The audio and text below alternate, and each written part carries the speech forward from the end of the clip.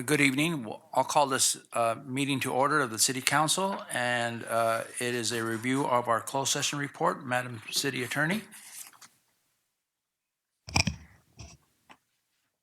So being that there's no public comment, I you. will report the items we're going to be considering in closed session tonight. The first item is conference with legal counsel, initiation of litigation pursuant to Government Code Section 54956.9D4 in one case. And item number 2, conference with real property negotiators pursuant to Government Code Section 54956.8. The property APN 0292-166-008-0000. That's the Grove School. Agency negotiators, City Manager Duggan and Assistant City Manager Boatman. Negotiating parties, Dr. Michelle Sweezey, Head of School, the Grove School, under negotiation, terms of possible property transfer to the Grove School. And I think Councilmember Davis has a report. I do. For closed session, item number C2, I will be recusing myself from the decision as I own property within 500 feet of the Grove School. Okay, thank you. And thank you for that, Madam City Attorney. I know I don't have any speaker slips, public speaker slips, but I'll just make a general call. Is anybody in the audience that would like to speak public comment on closed session? If not, we'll stand adjourned to closed session. Thank you.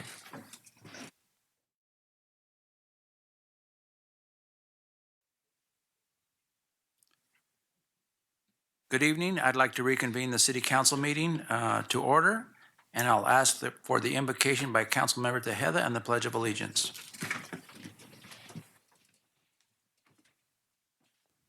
Ladies and gentlemen, if you please bow your head with me in a moment of silence. I got this information from Officer Down Memorial page. There were 5 line of duty deaths this month for public safety officers, and 86 in line of duty deaths this year so far in the United States. I'd like to remember La Mesa Police Department Officer Lauren Craven, San Bernardino County Sheriff Andrew Nunez, and Chowchilla PD Ray Barrantes. Moment of silence, please.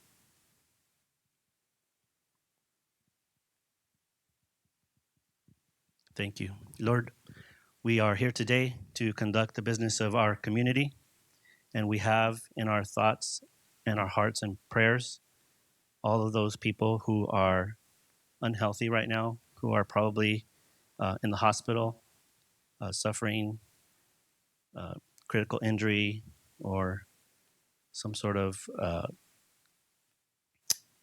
health condition that is probably going to take their life. And so we keep those folks in our heart and we pray for them. We pray for everyone on our staff. Hopefully they do their daily duty and make it home at the end of the day. Every mother, every father, every child, as they engage in their daily experience, we pray that everyone makes it home safely and back to their families. Amen. Now, turn towards the flag, please. Right hand over your heart. Ready, begin. I pledge allegiance to the flag of the United States of America and to the republic for which it stands, one nation, under God, indivisible, with liberty and justice for all.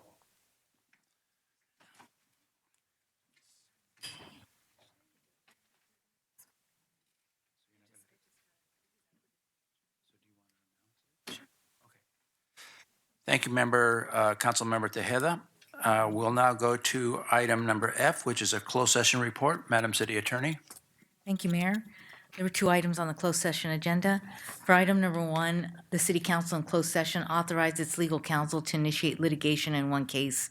The defendants and other details of the case shall, once formally commenced and filed, be disclosed to any person upon inquiry.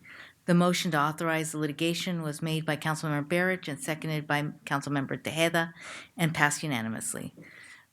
The second and last item on the closed session agenda, there was no reportable action, and Councilmember Davis recused herself from this item.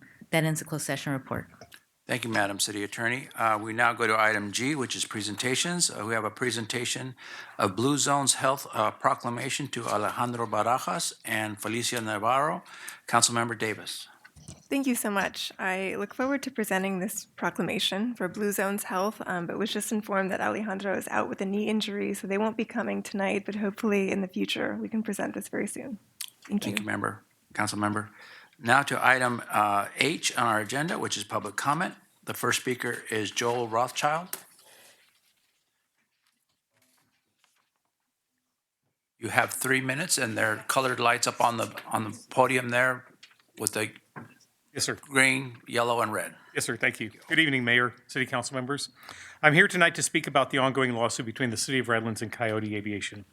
This is not just a legal dispute. It's about fairness, dignity, and more importantly, it's about how we treat our own residents and businesses. Coyote Aviation is a longtime Redlands business founded by a lifelong resident, school teacher, and dedicated businessman who has invested his hard-earned money to build hangars on city property.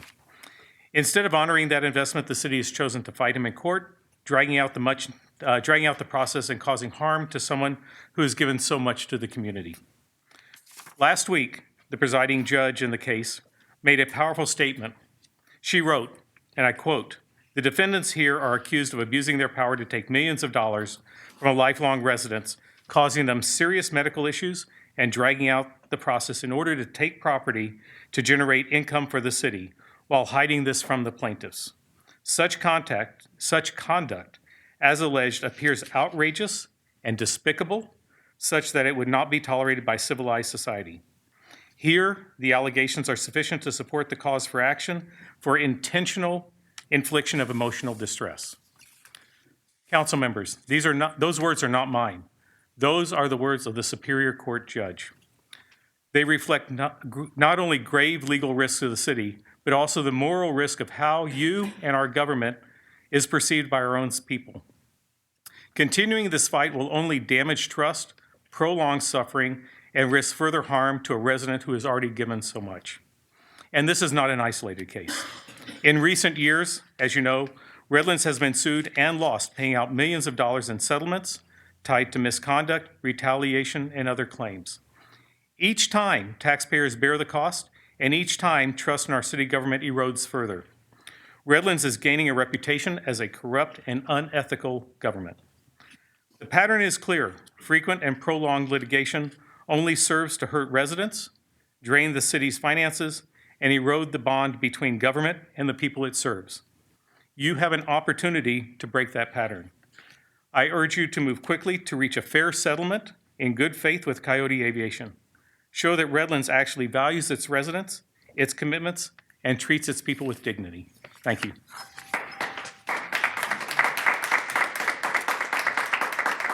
Michael Paisner.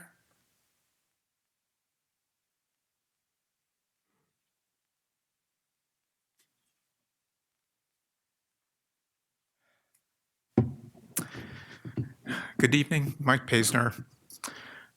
This morning at 8 a.m., there was ice activity on Tennessee Street in Redlands.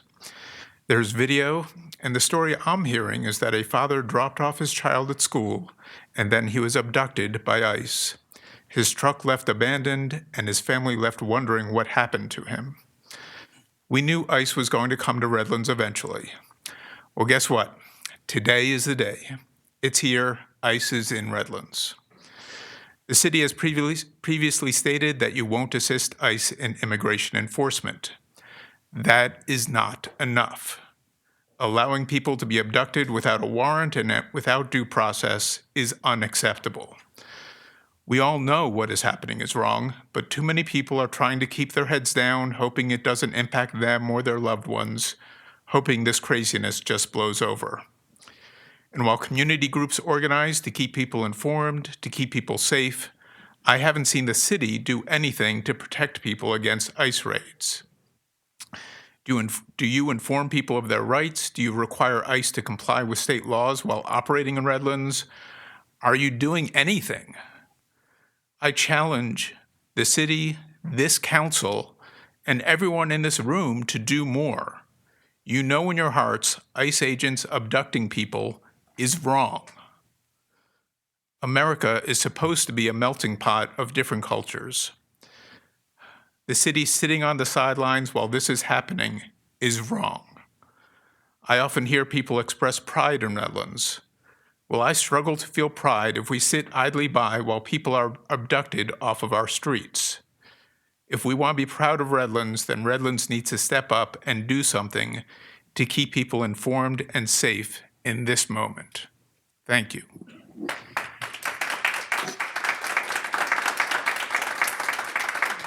Jermaine Miles.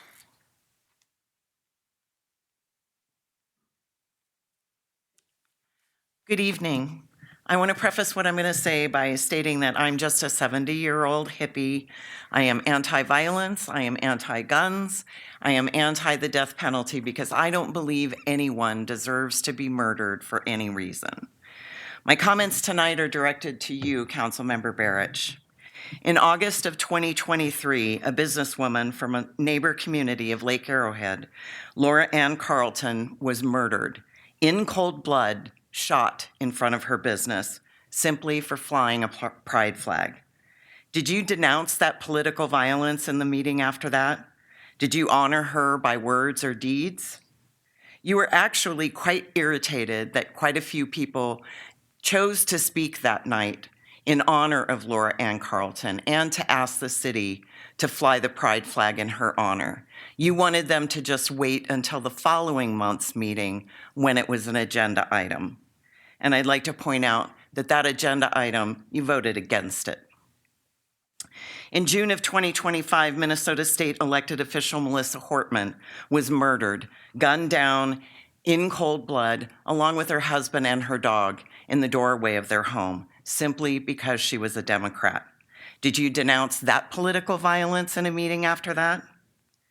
In September of 2025, Charlie Kirk was murdered, gunned down in cold blood, exactly like Laura Ann Carlton and Melissa Hortman. You reported that you attended a local memorial service for him as a representative of this city council. You denounced that political violence. You stated it was regardless of whether or not we agreed with his political position. You referred to him as a wonderful young man, and you asked to dedicate that meeting to him, which was agreed upon by our mayor. You showed your true colors, sir. No heartfelt words, no denouncing of political violence against the woman who flew the pride flag or the elected official who was murdered for being a Democrat.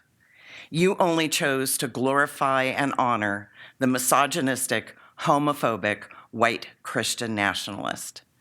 I am going to tell you, you did not represent me at that memorial service for Charlie Kirk. And honestly, I don't think you represented the majority of the citizens of this city. Thank you.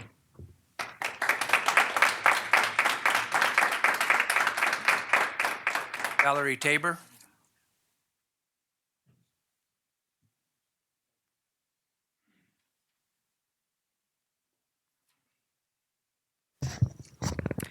Speaking of political violence, again this morning, a father was kidnapped off our streets by ICE. Tonight, a family in our community, a family who lives in our cities, whose children attend our schools, is torn apart and is going to bed in fear without their father. Our city, our streets, torn apart.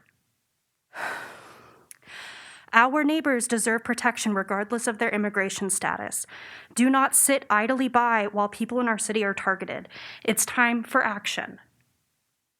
If you won't protect our community, then you do not deserve to sit in those seats. Action is required and it is demanded by your community members. It is happening. It happened this morning.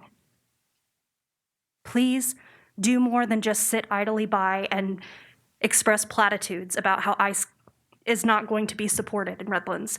You need to take action, actual action, to protect our citizens. Thank you.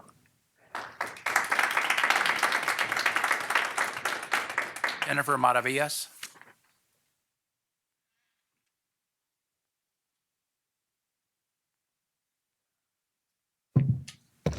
My name is Jennifer Maravillas. I live in North Redlands, and I'm here to be yet another voice to amplify what happened this morning. After a father dropped off his kid to school, his kid that goes to Citrus Valley High School, who's a baseball player, and he's on his way to work, he was pulled over by several unmarked vehicles, and he was taken. He was kidnapped. And then the family had to come back and mourn his loss because they don't know where he is and they don't know what the future is going to look like. This has been going on for months now in our region, in our county, around us. But today, it is very clear that it is here now. And what the question that I have and the community has is, what are you going to say? What have you said? What have you posted? What have you voiced? Eddie Tejeda, Mark Shaw, Mario Salcedo, Denise Davis, thank you for sharing the resources that you have been sharing with the community. Paul Barrage. It might not affect you directly because you're in a privileged position, but there are lots in our community who are living in fear every day. What are you going to do? What are you going to say? How are you going to show up for the community? There's kids. I got an opportunity to speak to both of his kids. It is heartbreaking to not know when is the next time that you're going to see your parent. It is heartbreaking to live in fear that maybe today is going to be the last day that I see my dad or mom or my sister or my siblings or whoever is in danger of being kidnapped by ICE. And again, it is shameful that we dedicate a whole city council meeting to a bigot who said that the Civil Rights Act of 1964 was a huge mistake. That's the type of person that is a young, bright person to support and dedicate a city council meeting. And I know you're rolling your eyes, Paul, because maybe you're not affected by this. But please speak up because our community is in fear. This is here in our own backyards. So the question again is, what will you do? What will you say?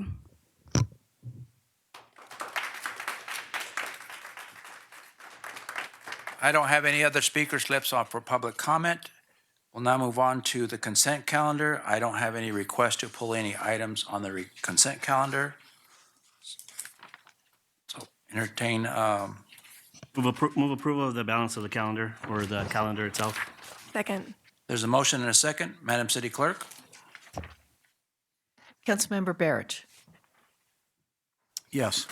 Councilmember Tejeda. Yes. Councilmember Davis. Yes. Mayor Pro Tem Shaw. Yes. Mayor Saucedo. Yes. Okay.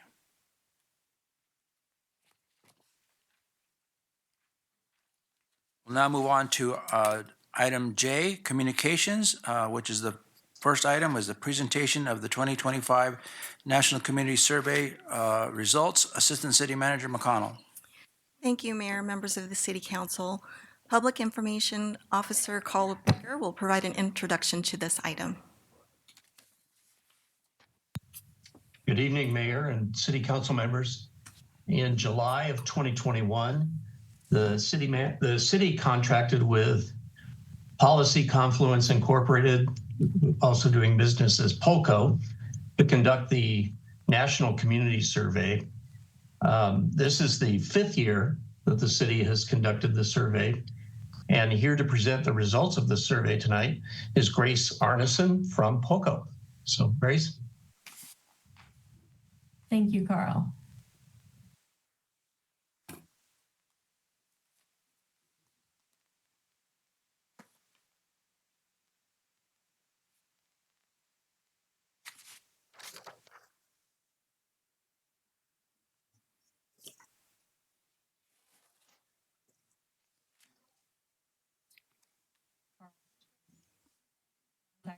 This process, and he provided such thoughtful input at every step. I also want to recognize my colleague, Cindy Mays. She served as Redlands project manager for this year's NCS and handled the heavy lifting behind the scenes. Before we dive into your results, I'd like to share a little bit about POCO. POCO is an online community engagement platform providing local governments with resident feedback. Hundreds of organizations nationwide use POCO for strategic planning, budgeting, and empowering resident voices.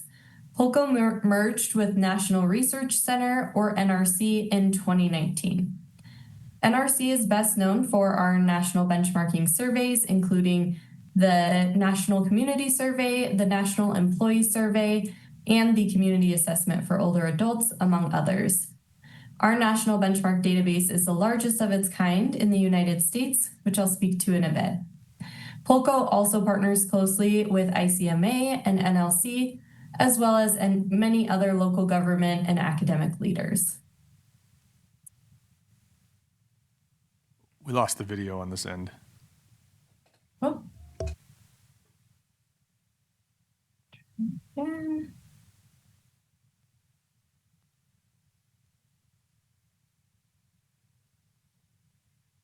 Can you see that now? Yes, we can. Thank you. Thank you.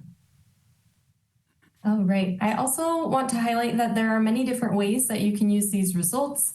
Most communities we work with use the survey data to track resident opinions over time and help guide budgeting and strategic planning. The results also let you compare Redlands to other communities in our benchmark database, which helps to provide helpful context. As we go through the findings today, my hope is that they will spark ideas for areas you might want to explore further. So a little bit about our national benchmark database here. A benefit to participating in our community surveys is the ability to benchmark your results from other jurisdictions nationwide. This comparison also allows you to evaluate your service ratings alongside similar services in other jurisdictions. Our national benchmark database has about 400 communities currently. So let's dive into the survey itself. The National Community Survey, or the NCS, is a standardized 5-page survey instrument that gives communities a consistent way to measure resident opinion over time. The NCS looks at overall livability of a community, and in order to do that, we group questions into 10 main facets, which are shown here on this slide. These facets come from extensive survey research and represent the areas that most strongly shape residents' daily life. Each facet includes several survey items, and together those paint a picture about how residents feel of different parts in the community. These facets also often line up with city departments, making it easier to find ratings that are related to your position. So before we dive into the survey results, I want to briefly walk through how we conducted the survey. This was Redlands' 5th time conducting the NCS, with their most recent iteration in 2024.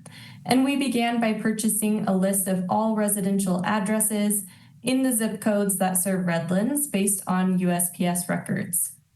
Then, using GIS files provided by the city, we removed any addresses that fell outside of that city boundary, and from that remaining list, we selected 3,000 households to receive the survey. Mailings began on August 4th, and data collection was open for 6 weeks. The first mailing was a postcard inviting residents to participate, and the second mailing included a cover letter with instructions, the 5-page survey, and a postage-paid return envelope. Both of these mailings also included a web link and a QR code, so folks could opt to take the survey online if they wished to. The survey was also available in both English and Spanish, and we received a total of 308 surveys. That is about an 11% response rate and a margin of error of 5.6. Of those 308 responses, 303 were submitted in English and 5 were in Spanish. When compared to the demographic of respondents with the census and ACS data for Redlands, we applied statistical weighting to your survey results. So this is a standard survey practice that ensures that these results represent the community as a whole. Now, in addition to that random sample survey, we did conduct an open participation survey that was available to all residents, and that began on September 1st and remained open for 2 weeks. We received 486 responses to that open participation survey, but the bulk of the report does focus on our scientific survey of that random sample. And you can find those open participation results in the full online report. So now diving into the survey results of your random sample survey. In the survey, we asked 2 questions that directly relate to those 10 facets of livability I mentioned earlier. The first asks residents to rate the quality of each of these facets, and you can see the resulting comparison here, and the shading on this chart aligns with the national benchmark. So we had relatively high ratings across all areas, and inclusivity and engagement, education, arts and culture stood out as areas that were higher than the national benchmark. The remaining items were similar to the national benchmark here. The one item that was a little bit lower in quality was mobility. The second question in the survey asks about those same 10 facets of livability, but it's centered on how important residents think it is for the community to focus on each of those in the coming 2 years. So here we have the resulting chart with safety, economy, natural environment as the top 3 priorities, and mobility and health and wellness falling to the lower side of the list of priorities. So we ask about both of the quality and the importance of these facets, and we use these ratings to create a quality importance gap chart, which we'll see here on the next slide. So we use this chart, which was included in the report, to determine areas that are relatively higher in importance and lower in quality to residents. So this chart is one of many ways to interpret your data, and it can be used to help a community determine which areas might need additional focus or resource allocation in the coming years, and which others are performing well by comparison. So some notes here, you can see that economy is the largest gap here, so the lowest in quality, yet highest in importance, followed by mobility and safety. So of the 122 survey items for which residents provided evaluative ratings, 22 were higher than our national benchmark, 98 were similar to the national benchmark, and 2 received ratings that were lower than the benchmark. Ratings are considered similar if they are within 10 points of the national average, and they are higher or lower if they are more than 10 points different from the average. Additionally, when compared to results from Redlands 2024 NCS, 25 received ratings that were higher this year, 93 were similar, and 3 were lower. So moving now into the highlights of our findings, I want to point out that these are items that stood out to us as survey researchers, but there's a lot of additional data in the full report that we won't cover today. But today's presentation will focus on the few areas we found to be most noteworthy in the results. So first off, residents express a strong satisfaction with their overall quality of life. About 9 in 10 residents rated Redlands as a place to live and the overall quality of life in the city as excellent or good. Additionally, a similar proportion plan to remain in the city for the next 5 years and would recommend living in Redlands to someone who asked. Our second finding is that results indicate that residents highly value the local government. So now shifting to perceptions of local government, nearly 2/3 of residents, about 63%, gave positive ratings for the city government treating residents with respect. Just over half were satisfied with the value they receive for the taxes they pay and the overall direction that Redlands is headed. That second measure is improved since 2024. So you'll see that little chart next to that bar on the slide here. That is indicating that there is a statistically significant increase since 2024 in the 2025 results. So around half of residents gave favorable ratings for local government treating all residents fairly, their overall confidence in Redlands government, and the government's openness and transparency. All 3 of those items increased since 2024. Lastly, about half felt the government acts in the community's best interest and is honest. These were similar to ratings in 2024, but roughly 45% gave positive ratings to the government informing residents about local issues. That area, while relatively lower overall, did see a statistically significant increase since 2024. Our third point, most residents perceive Redlands as a safe community. So nearly all residents, about 98%, indicated that they feel safe in their neighborhood during the day, while about 9 in 10 residents expressed feeling safe in the downtown and commercial area during the day. 88% indicated that they felt very or somewhat safe from violent crime, showing a significant increase from 2024, while about 7 in 10 residents felt safe from fire, flood, or other natural disaster, along with property crime. In terms of safety services, more than 8 in 10 residents expressed satisfaction with fire services and ambulance and EMS in Redlands, while about 3 in 4 residents positively rated fire prevention and education along with police services. More than 2/3 viewed the animal control services in the community favorably. And it's worth noting, I know it's a little hard to tell with the green here, all of these were similar to the national benchmark. Number 4, the economy is valued by residents while affordability presents ongoing concerns. So economy-centered ratings showed mixed reviews, which you'll see here. More than 8 in 10 residents were satisfied with the overall quality of business and service establishments, the vibrancy of the downtown and commercial area, and Redlands as a place to visit. All of these were higher than our national benchmark. Meanwhile, around 75% of residents gave positive ratings to Redlands as a place to work, which increased since 2024, and to the variety of business and service establishments. Both of these were also higher than the national benchmark.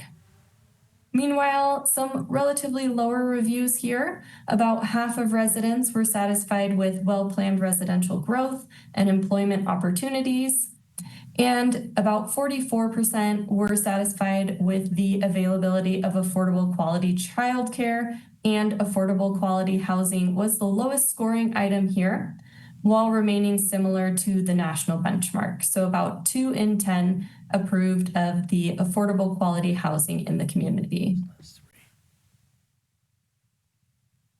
Residents also rate the natural environment positively while identifying a few areas for growth. So when asked about the natural environment, about 7 in 10 residents were satisfied with the overall cleanliness in Redlands and with recycling services. Nearly 2/3, about 65%, gave positive ratings to yard waste pickup, though this was a decrease since 2024. About 6 in 10 were satisfied with the preservation of natural areas, and about half rated Redlands open space positively, which also declined compared to last year.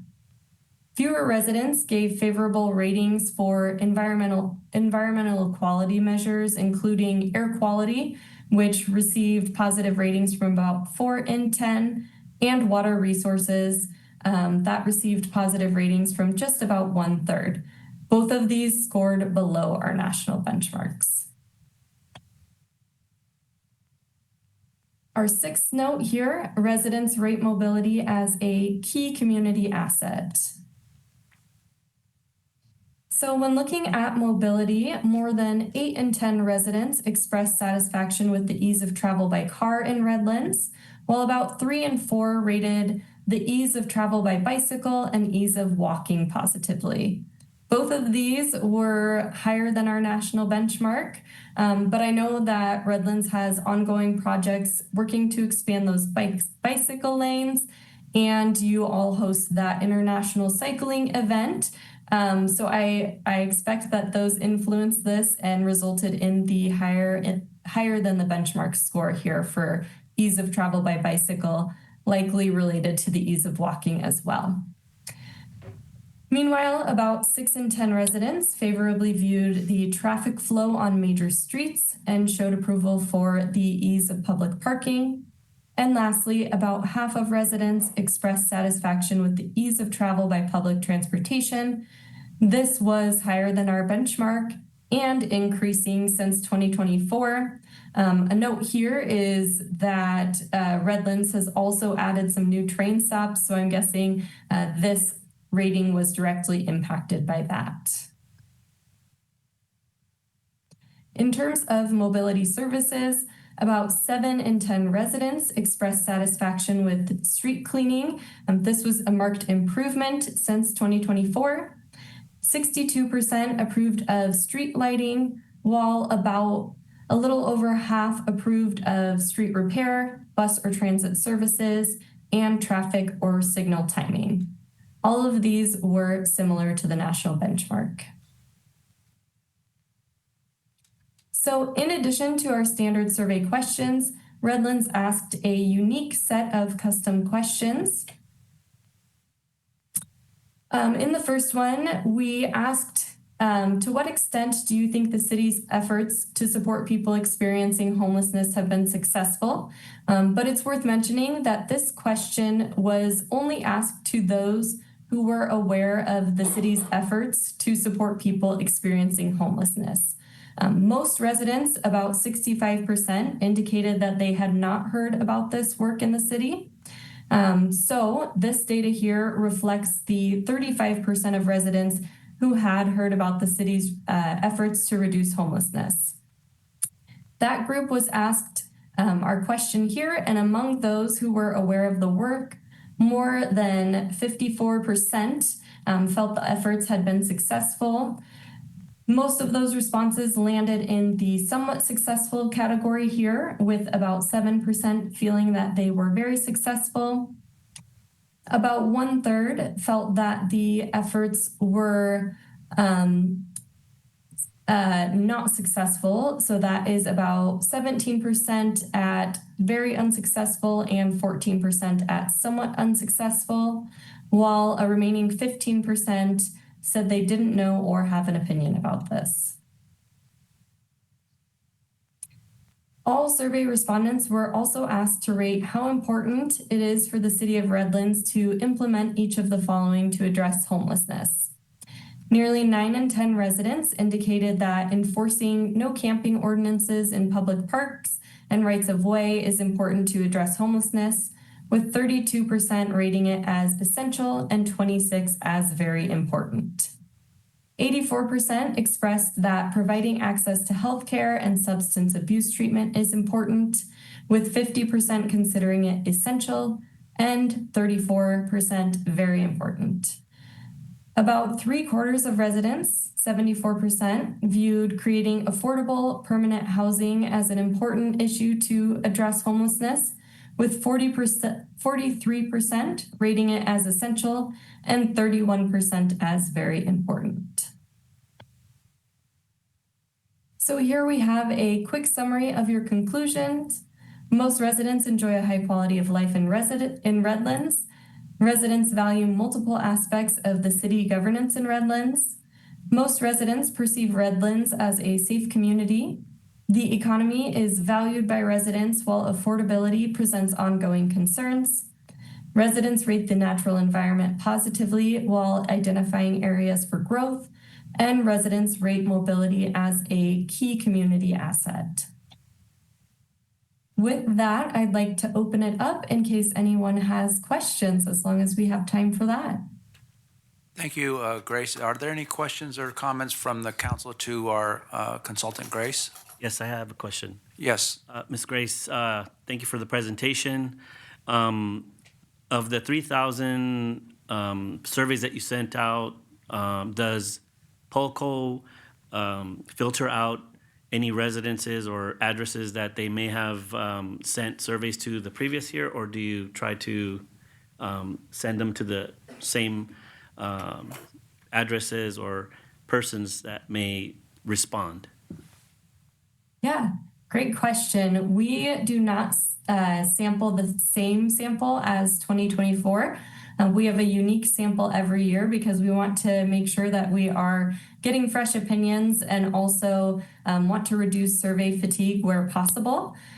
So typically in a city with a population around 80,000, we don't see too much overlap. I would say 5% or less. So we don't worry too much about pulling the same sample twice. Thank you. My last question is with respect to the homelessness question. You mentioned the initial question was asked only to respondents who knew of the city's efforts. Correct. Yeah. So they were asked. And the second part of it, you showed how many people thought we needed to do more, correct? Let's see here. This question here? I think so. Yeah. Was that question asked of all respondents? Correct. Yes. Okay. So this was asked of all respondents. Okay. But this was just for the residents who were aware of the efforts the city was making. Thank you so much.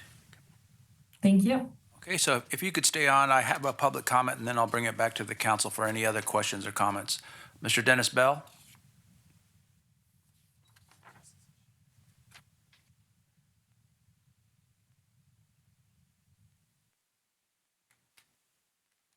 Good evening. First of all, I want to thank all city employees for their service who were out working in these storms. Then I was one of those who was randomly selected to receive an invitation to take this survey, which I chose not to. I know 2 other people who received invitations that did the same. This random survey's open window to reply was 6 weeks, in which 308 people responded. The open participation one on the city's website was only open 2 weeks. It generated 486 responses for a total of 794. But only the 308 of the random survey count. That means those 308 are telling the council the state of the city that has a population over 70,000. That's BS. The city needs to quit wasting the public's money on non-essentials like this. Then maybe it would have money for a new fire station. Thank you. Thank you. I would like to thank all the respondents that took the time to answer the survey and all the citizens that participated as we're all working together to make sure our community is as safe and has a quality of life issues. I want to thank the city manager and the staff and all the employees for their hard work, for the outcomes that we're seeing and the improvement of the areas. So I want to congratulate our employees, our citizens for working together as we have an improved survey with a lot of positive things happening in the community. And so those are my comments, and I'll open it up to anybody else here on the council that would like to ask any questions or comments. I just had a comment. I'm going to disagree with the part of the survey that showed that we were lacking in our fire, our fire paramedic kind of response. I think that's probably not incorrect. I think historically they've shown that that service is above average, above the national average, and I think it's important for us as a council to state that. This survey, which I appreciate, does acknowledge the significant improvement, not significant improvement, but the similar support that our public safety officers, our law enforcement, also. I've long believed that our public safety departments are above average, above national average, and one of the best across the nation. So I think that goes without saying. I think all my colleagues would agree with that.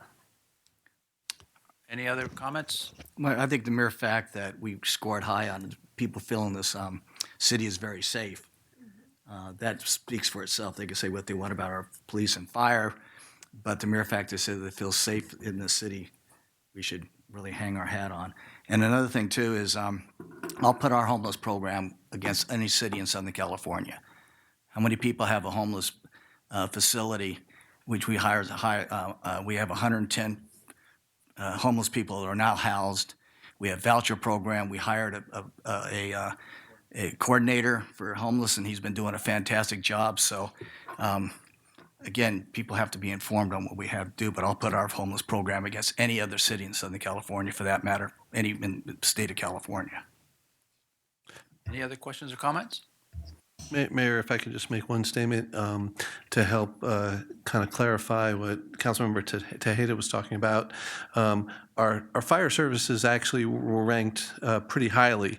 The one area scoring at 87%, which is similar to the benchmark, and it has been consistent across the board, scoring 91, 87, 87, 94, and 87.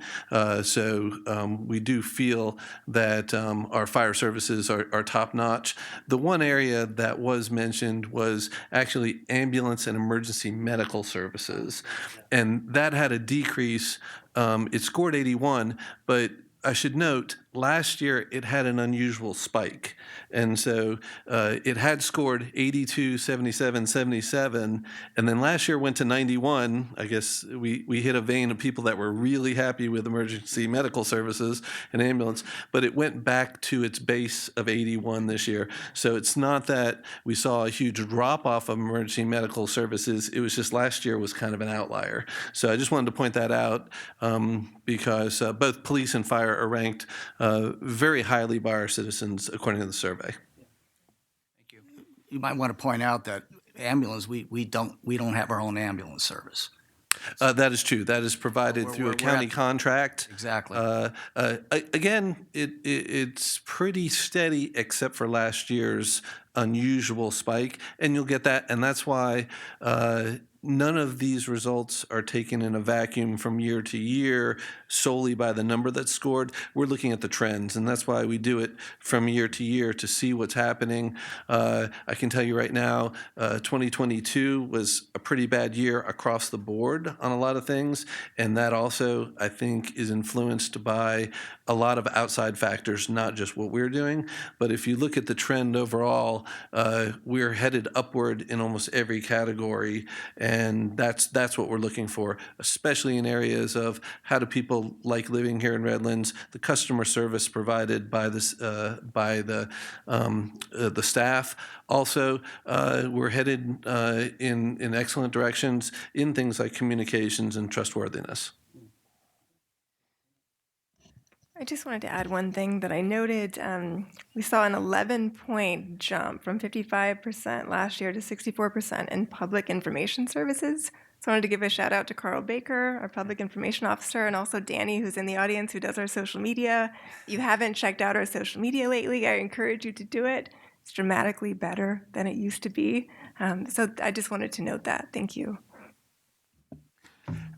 I was curious there's a question on here and it struck me as odd. It asked about yard waste pickup and it was separate from trash services. And we had an increase in trash services, but we had like a 16% decrease in yard waste, and they kind of go hand in hand. I mean, you pick them up at the same time. Was there anything specific on that question that people comment on, or was it just a generally asked question relative to that?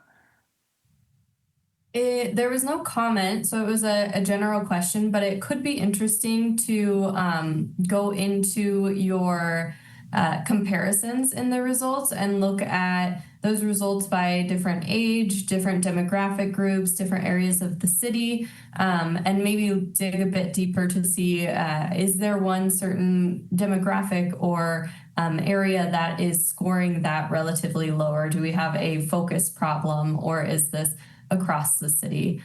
So I recommend digging a bit deeper there, and then we always have the option of some follow-up pulse surveys to ask a bit more about those NCS-specific questions as well. Okay. It was just a curious drop of such a significant number, yet our trash services went up. So there are two possible areas that could be influencing this, but yes, that's one of the limitations of we need to dig deeper on individual items.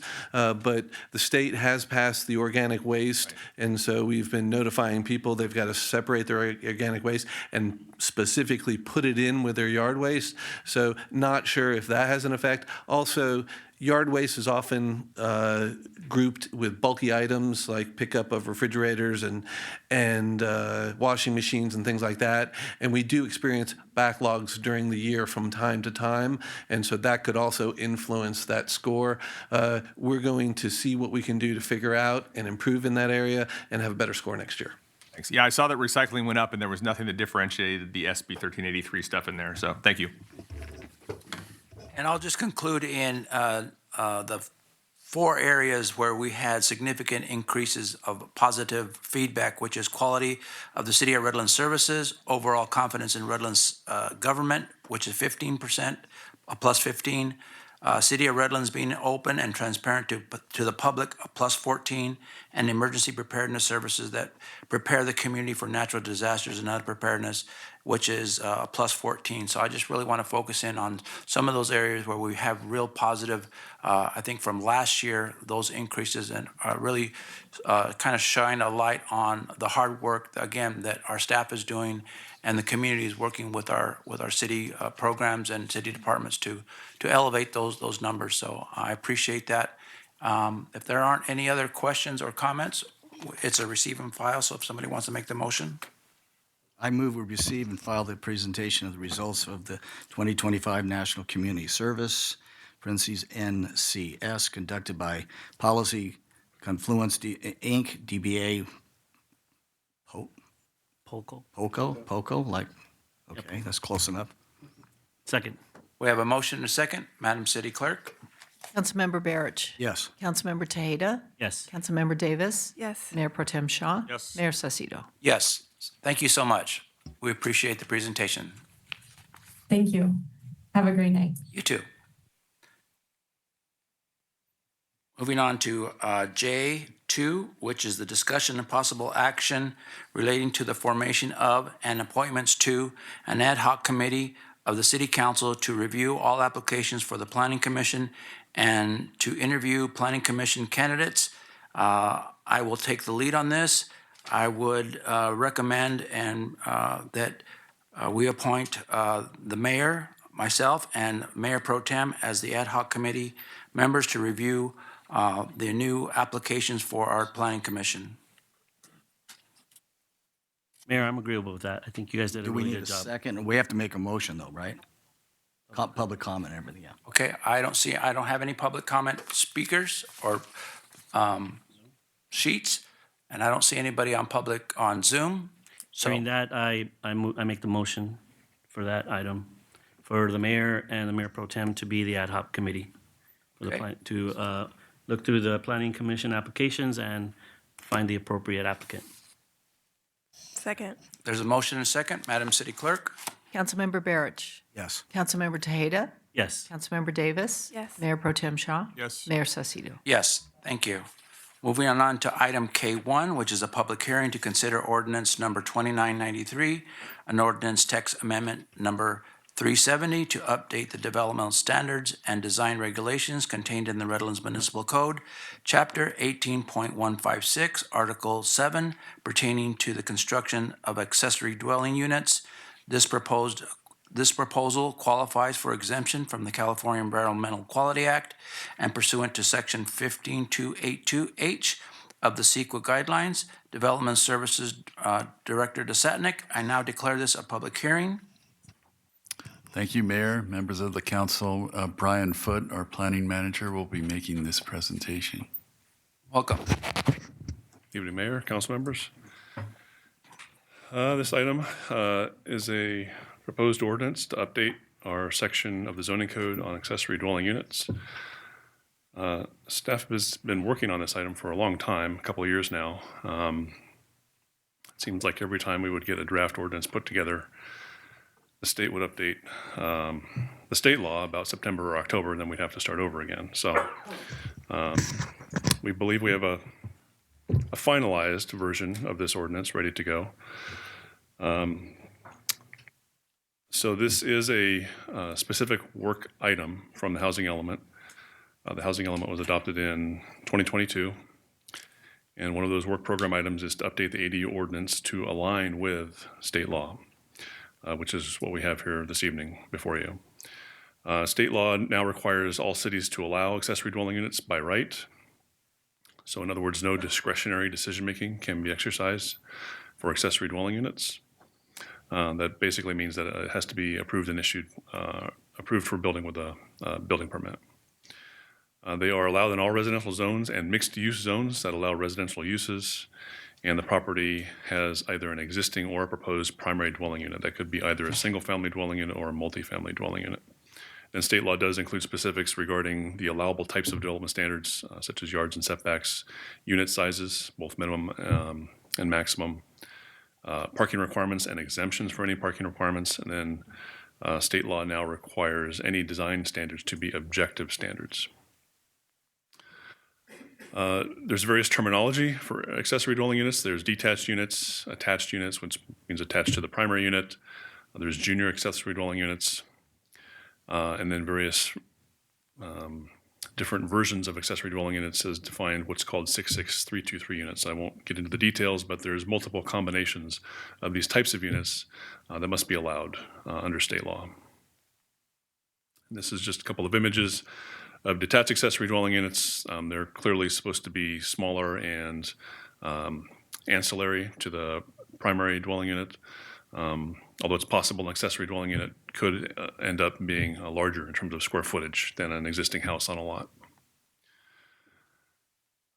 So this proposed draft ordinance in some cases just refers to current state law, for instance, the number of accessory dwelling units and the types of units, maximum size and minimum size. So state law generally requires that a ADU of 800 square feet must be allowed in most cases.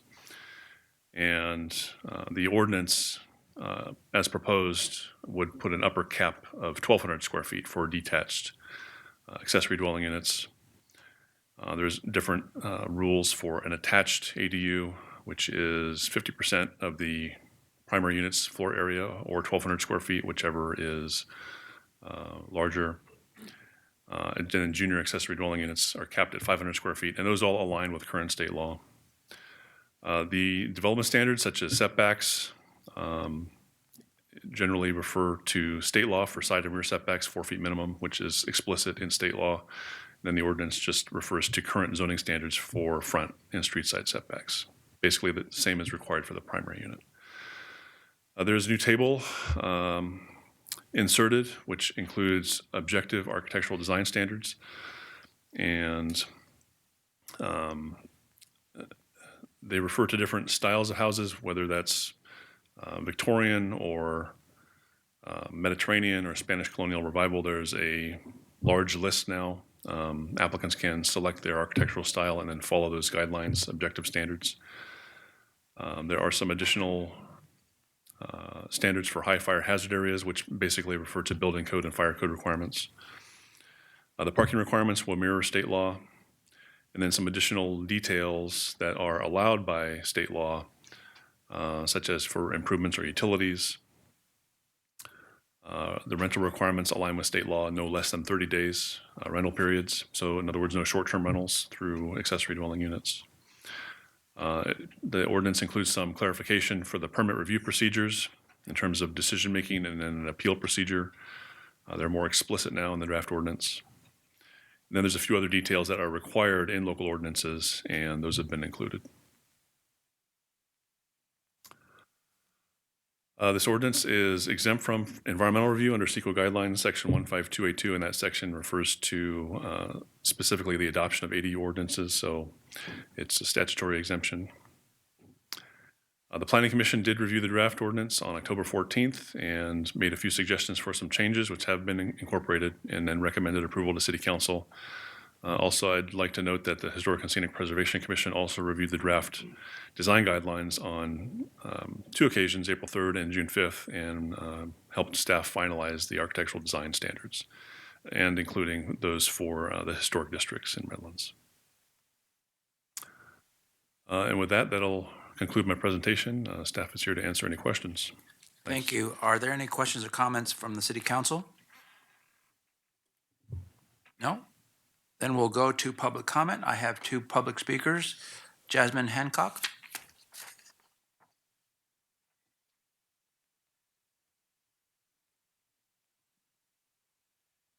And again, there's 3 lights on the podium there, so once you get to yellow, you have like 1 minute, and then the red will come on. Thank you. Please introduce yourself. My name is Jasmine Hancock. I am a local designer. My office is in Redlands. I probably design anywhere from 4 to 8 ADUs a month within Redlands, so Redlands does keep me quite busy. And of course, I love working in the city of Redlands, so thank you very much for the presentation tonight. I just had a couple of comments. The ordinance is written relatively well, and it's very similar to other municipalities that I deal with. I do have a little bit of concern over some of the wording, like on page 5. It says the minimum allowable size shall be not less than 800 square feet. It should reflect closer to the ADU handbook, which says at least, shall not be allowed for, I believe, at least 800 square feet. I believe it's just a little bit of a misdialogue that needs to be addressed within the ADU so that people are not only confused, but that it can't be misconstrued later on by planners. Another one that I wanted to just kind of comment on, only because I have done several of these in the city, is the height restriction. Currently, the city allows for, if we do an ADU that's above a garage that's detached. I've done several, even in the historic district, where we've done the property didn't have a garage, which of course is always a concern with any design, where we're always trying to provide off-street parking for each property. And so really what we're trying to do is design it to the best of that we can for that property. So a lot of times we like to do a detached garage with the ADU above so that we minimize the impact of the footprint on the property. And so by limiting that, we take that option away from them, even if it was another course that we went through where it's not just ministerial review, where they allow for an entitlement. There are some other municipalities that allow for that. I would love to see us have a little bit more options that could be taken based upon design standards. So that's going to conclude my comments. But thank you very much. Thank you. Next public speaker is Bruce Laycook.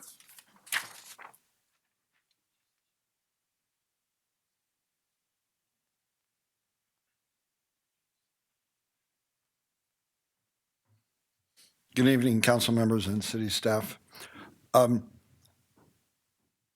We're going to be talking in a little while about a recommendation from the Planning Commission.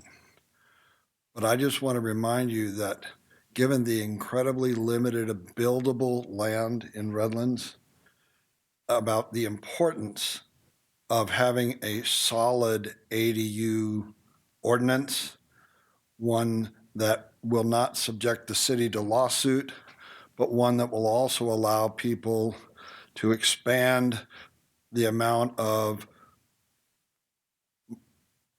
small homes where people of limited income may find a place to live. We need that. I know you're committed to it, but I support these changes. But we just heard an expert, and I think her advice ought to be heeded as well. Thank you. Okay.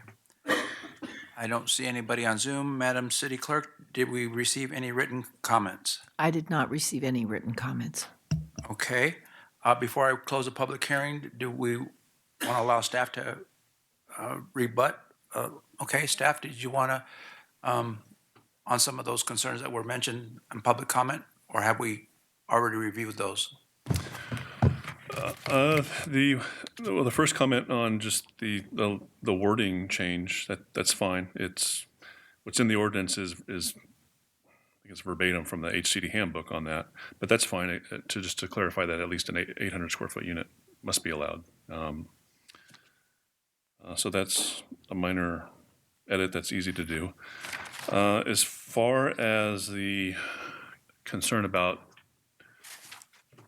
two-story detached, which is essentially a garage conversion, but the speaker was suggesting that an existing garage could be built with a second floor above. That might be possible. More than what we've seen more often than not is they'll demolish the existing garage and then rebuild it to support a second floor in terms of framing and structural requirements. Another issue that we've heard quite a bit, just comments and concerns from residents generally is a concern about a dwelling unit on the second floor that could be as little as 4 feet from the side or rear yard property line. And then the concern is whoever's living up there can look directly down into somebody's backyard or into the back of their house or adjacent windows in their house. We do hear that somewhat frequently. So the way the draft ordinance is written is a detached ADU, new construction, would be limited to 1 story, which is at 16 feet, which aligns with state law. At least 16 feet must be allowed. That's 1 story. If the council desires to change that, we can certainly change that to allow for 2 stories. But what we have proposed, we believe aligns with state law, what state law allows. All right, Mayor, I do have a comment on this. I think what was being expressed by the speaker was an instance where probably there's no garage. They built a garage in order to add the ADU on top, and the garage serves the purpose of, I guess, taking the vehicle off the city streets and having a parking space for that. I'm supportive of that. I think that's a great idea, and perhaps I guess the nature of height is if you're at a certain distance, you're going to be able to see over a lot of places. So as a remedy to that, could there be a requirement for screening along at least where there's a line of sight to a different property? Possibly, if there's sufficient room. The 4-foot setback, there's not a lot of room for trees or landscape screening unless it's something else is designed or some kind of a hedge, which takes a So while. wherever that's possible. I mean, could we amend the ordinance to do that, and wherever that's possible? I think that's fair. Or could there be a carve out that if it's that close to the property line that it can't be a 2-story, but if it's X feet away from the property line, then the 2-story would be acceptable? That could certainly be an option if it's an objective development standard. Say, for instance, if it's a 2-story structure above 16 or 18 feet, then the setback needs to increase to X amount, 10 or 15 feet minimum. That, as long as it's an objective standard and we're not exercising our subjective judgment and it's not a discretionary permitting process, we could certainly develop something like that. Okay, do we need to, Madam City Attorney? I want to make sure that we can make that correction, that the expert on that, we're going to make that correction. So we would, in order to introduce the ordinance with amendments, we'd need to be able to go through the ordinance and note exactly where in the ordinance we're making changes before you introduce. If it's not possible to do that because staff needs to go back and craft some specific language to address some of your comments, then we would just continue the item, allow staff to bring back a revised ordinance addressing your comments, and then at that time you could introduce the ordinance as revised. Could we also adopt the ordinance and then go back and do that, or no? And then propose an amendment later on? I would prefer that we continue the hearing because there's some technicalities that might be involved in crafting this language, and then we could continue it, right, and then introduce it at the next hearing. Would you be ready the first meeting in December or second meeting in December? I would say the second meeting in That's December. the 16th. So the council at this particular moment can continue the hearing. You've already taken public comment, so you can continue this hearing till December 16th.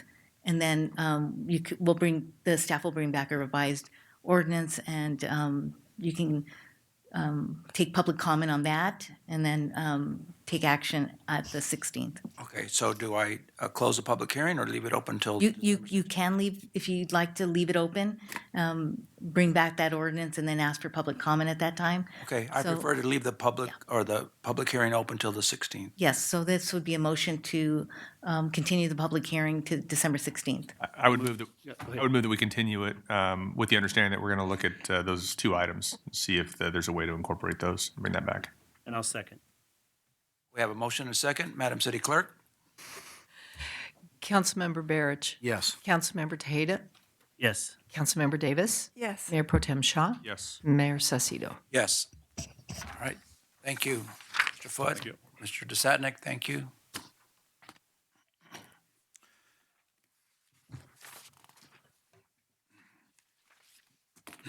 Moving on to item K2, this is a public hearing to consider Resolution 8731 for the approval of the following land use entitlements for the development of 2 vacant parcels located at 516 Cajon Street, APN numbers 0173-043-15-0000 and 0173-043-16-0000 in the Administrative and Professional Office AP District, and determine that the adoption of Resolution Number 8731 is not subject to the environmental review pursuant to Sections 15315 and 15332 of the Environmental Quality Act, Development Services Director Desatnik, and declare this an open and public hearing.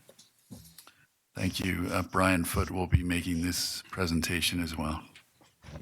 All right, thank you, Mayor. So this item is a proposal to build a residential housing project with 8 condominium units. It's located at 516 Cajon Street, and it is the westerly side of Cajon Street between Fern and Cypress. And this is an aerial photo. It's currently vacant. Previously, I believe prior to 1980, it was 2 single-family houses, 1 house in each lot with a detached garage, which was typical for the neighborhood at that time. The general plan designation is office with a zoning designation of administrative and professional office. And these 2 properties are included on the housing sites inventory list of our housing element for moderate income households.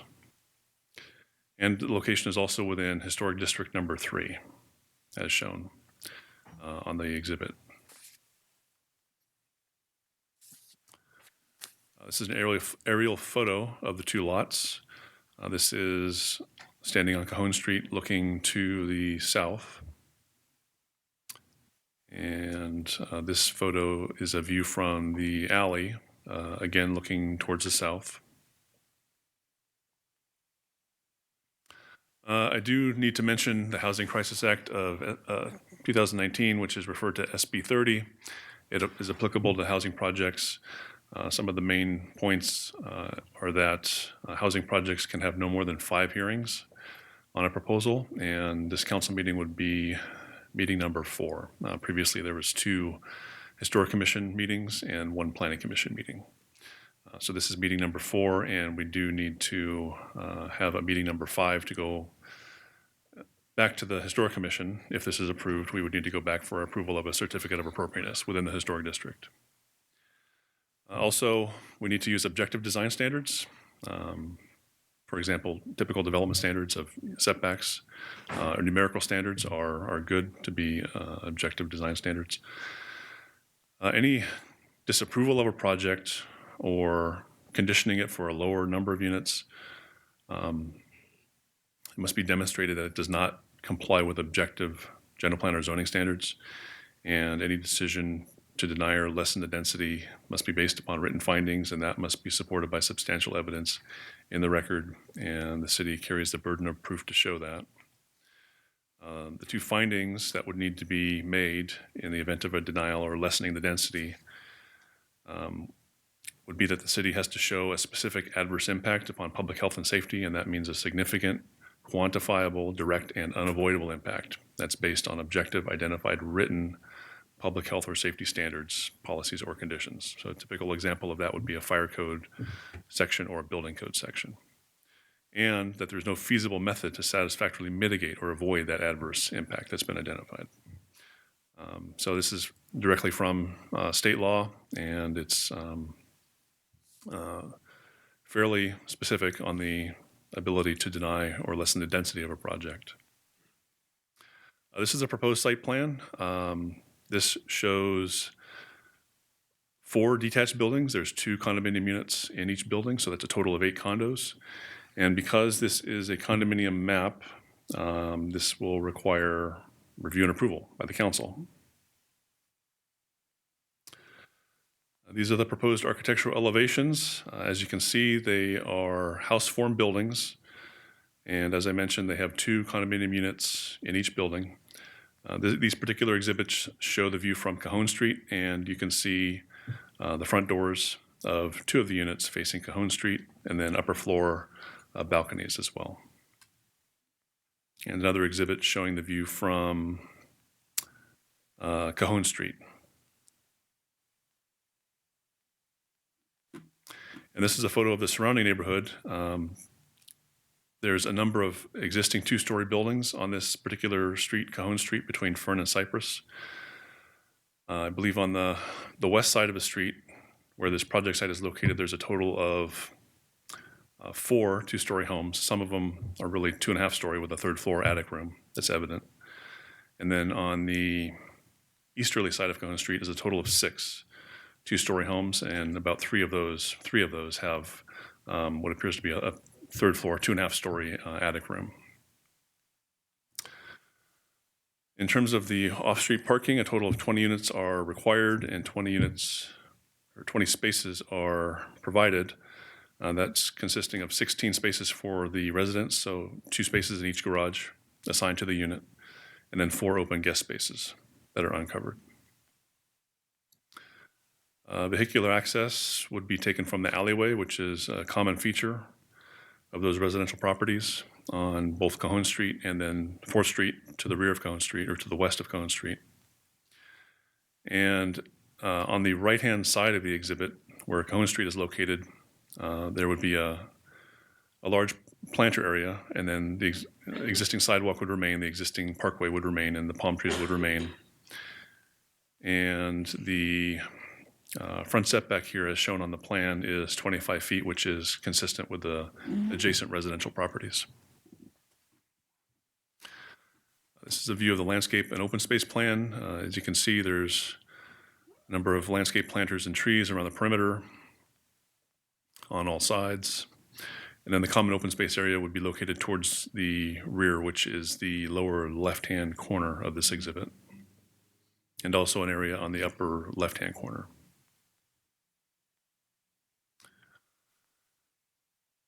In terms of development standards, the project meets all applicable R3 development standards. This is in the Administrative and Professional Office zone, which does permit residential uses consistent with the R3 standards.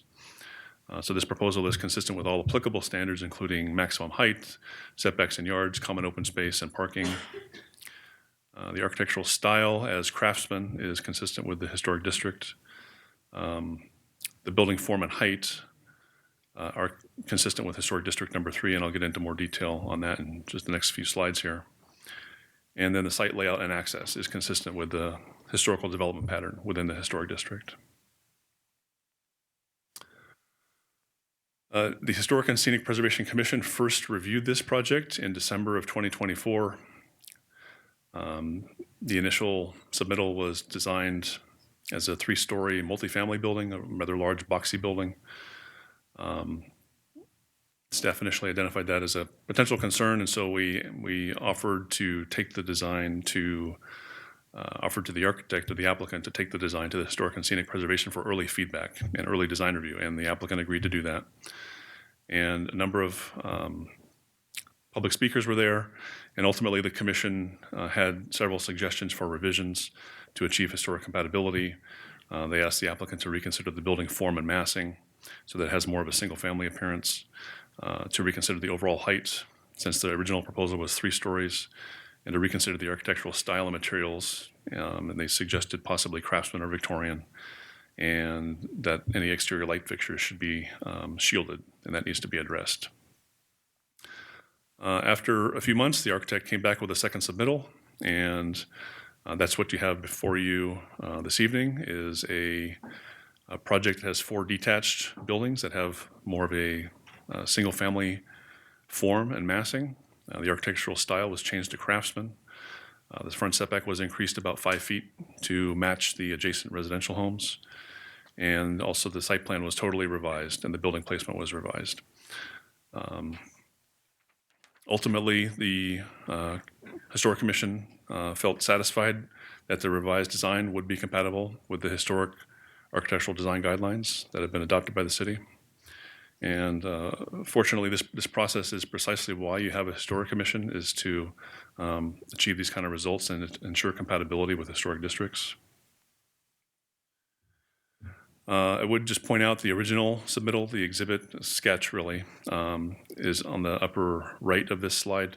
As I mentioned, it was originally 3 stories in a Spanish colonial revival style, and the Historic Commission had made comments and suggestions about that to consider revisions that would be more compatible with the historic districts such as Craftsman or Victorian.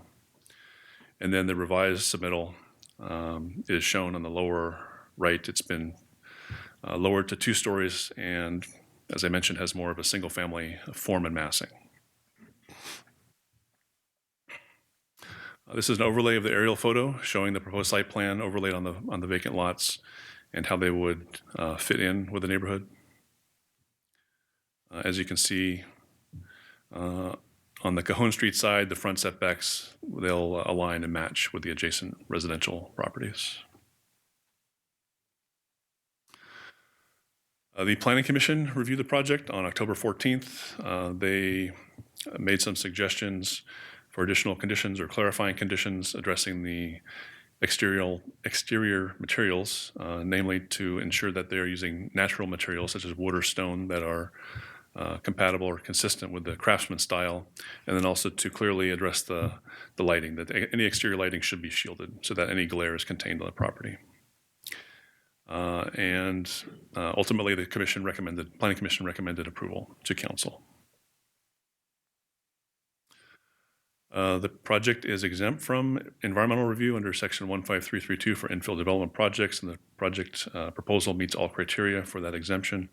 There was also a socioeconomic cost-benefit study prepared as required by Measure U, and the analysis shows that the expected cost-benefit ratio would be 1.94. So in other words, annual revenues could be expected to be about $11,445 with cost to provide public services at about $5,909, and that's a net positive balance of $5,500, and that's the ratio of 1.94. The recommendation from Planning Commission is for approval, and as I mentioned earlier, the Historic and Scenic Preservation Commission is satisfied that the design and the site plan are consistent with the city's historic architectural design guidelines. That'll conclude my presentation, and we're here for any questions. Thank you. Okay, are there any questions for staff from on the City Council? No? At this time? All right, I'll call upon the applicant or his or her representative for any comments or testimony. Are they anybody here from the? Oh, come on up. Please introduce yourself.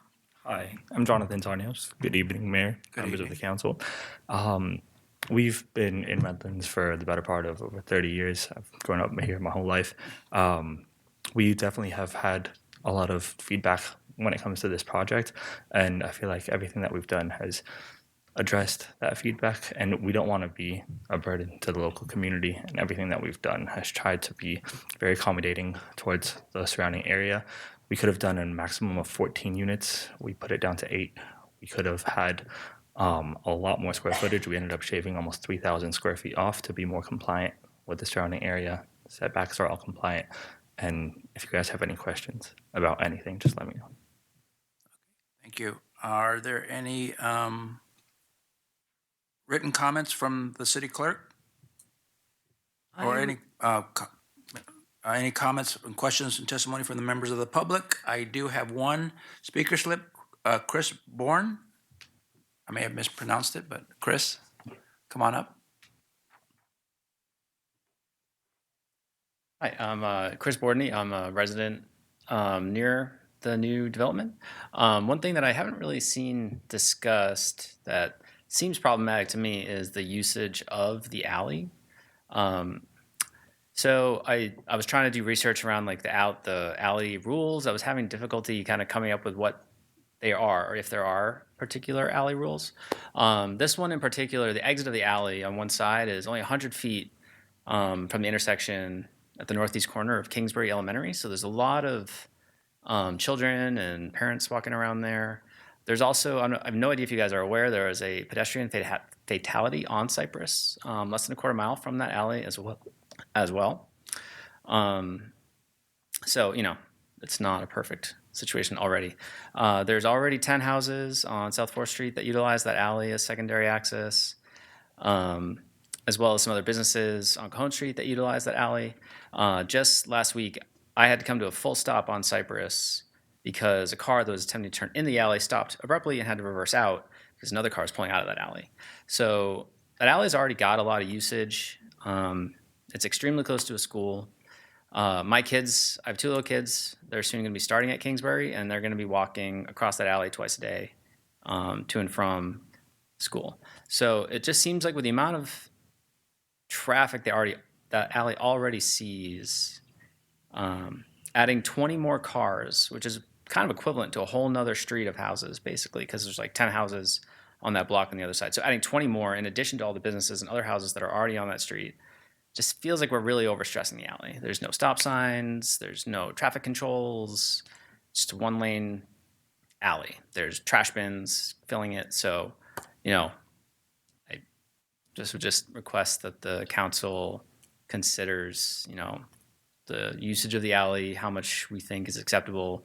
I don't know if there's issues with it being so close to the school that can be looked into.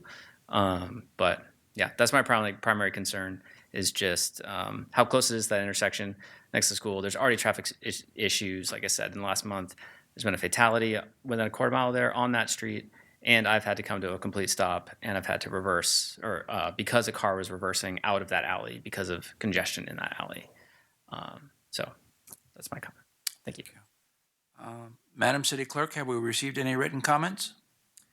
Yes, I received 3 written comments, one of which is from Mr. Bordney. So all 3 were generally opposed to the project. The main issues of concern included project was incompatible with historic character of the district. They're opposed to the increased usage of the alley and opposed to the building height and massing of lots. Thank you. I'll call on the applicant or the representative if you have any rebuttal. So the engineering department conducted a study, and they discovered that during peak hours that the additional units would add 1 car over every 7 minutes. So they described that as nominal and gave their approval. So alley access was seen as no problem. Thank you. I'll now close the public hearing. I don't see any public comment on Zoom. I don't have any other speaker slips. I will close the public hearing. Oh, come on up. We'll keep the public hearing open. Okay, we'll keep the public hearing open. Pre-prepared. Hello, good evening, Council. My name is Adriana Gonzalez. After reviewing the historic architectural design guidelines adopted on September 3rd, 2024, specifically Chapter 6, 7, and 8, it is clear that this project does not comply with the standards for the early Redlands Historic and Scenic District. First, the parcel merger conflicts with the district's historic pattern of narrow rectangular lots. This merger eliminates the consistent spacing and side yard rhythm that define the block and places 4 buildings directly along the property edges as demonstrated in one of the images put forth today, which is clearly different from the surrounding structures in this district. Second, the project violates alley access requirements. Homes surrounding the site use the rear alley to reach detached garages, a defining spatial pattern of this block of homes. But the proposal adds a 30-foot central driveway that bisects the center of the new proposed parcel.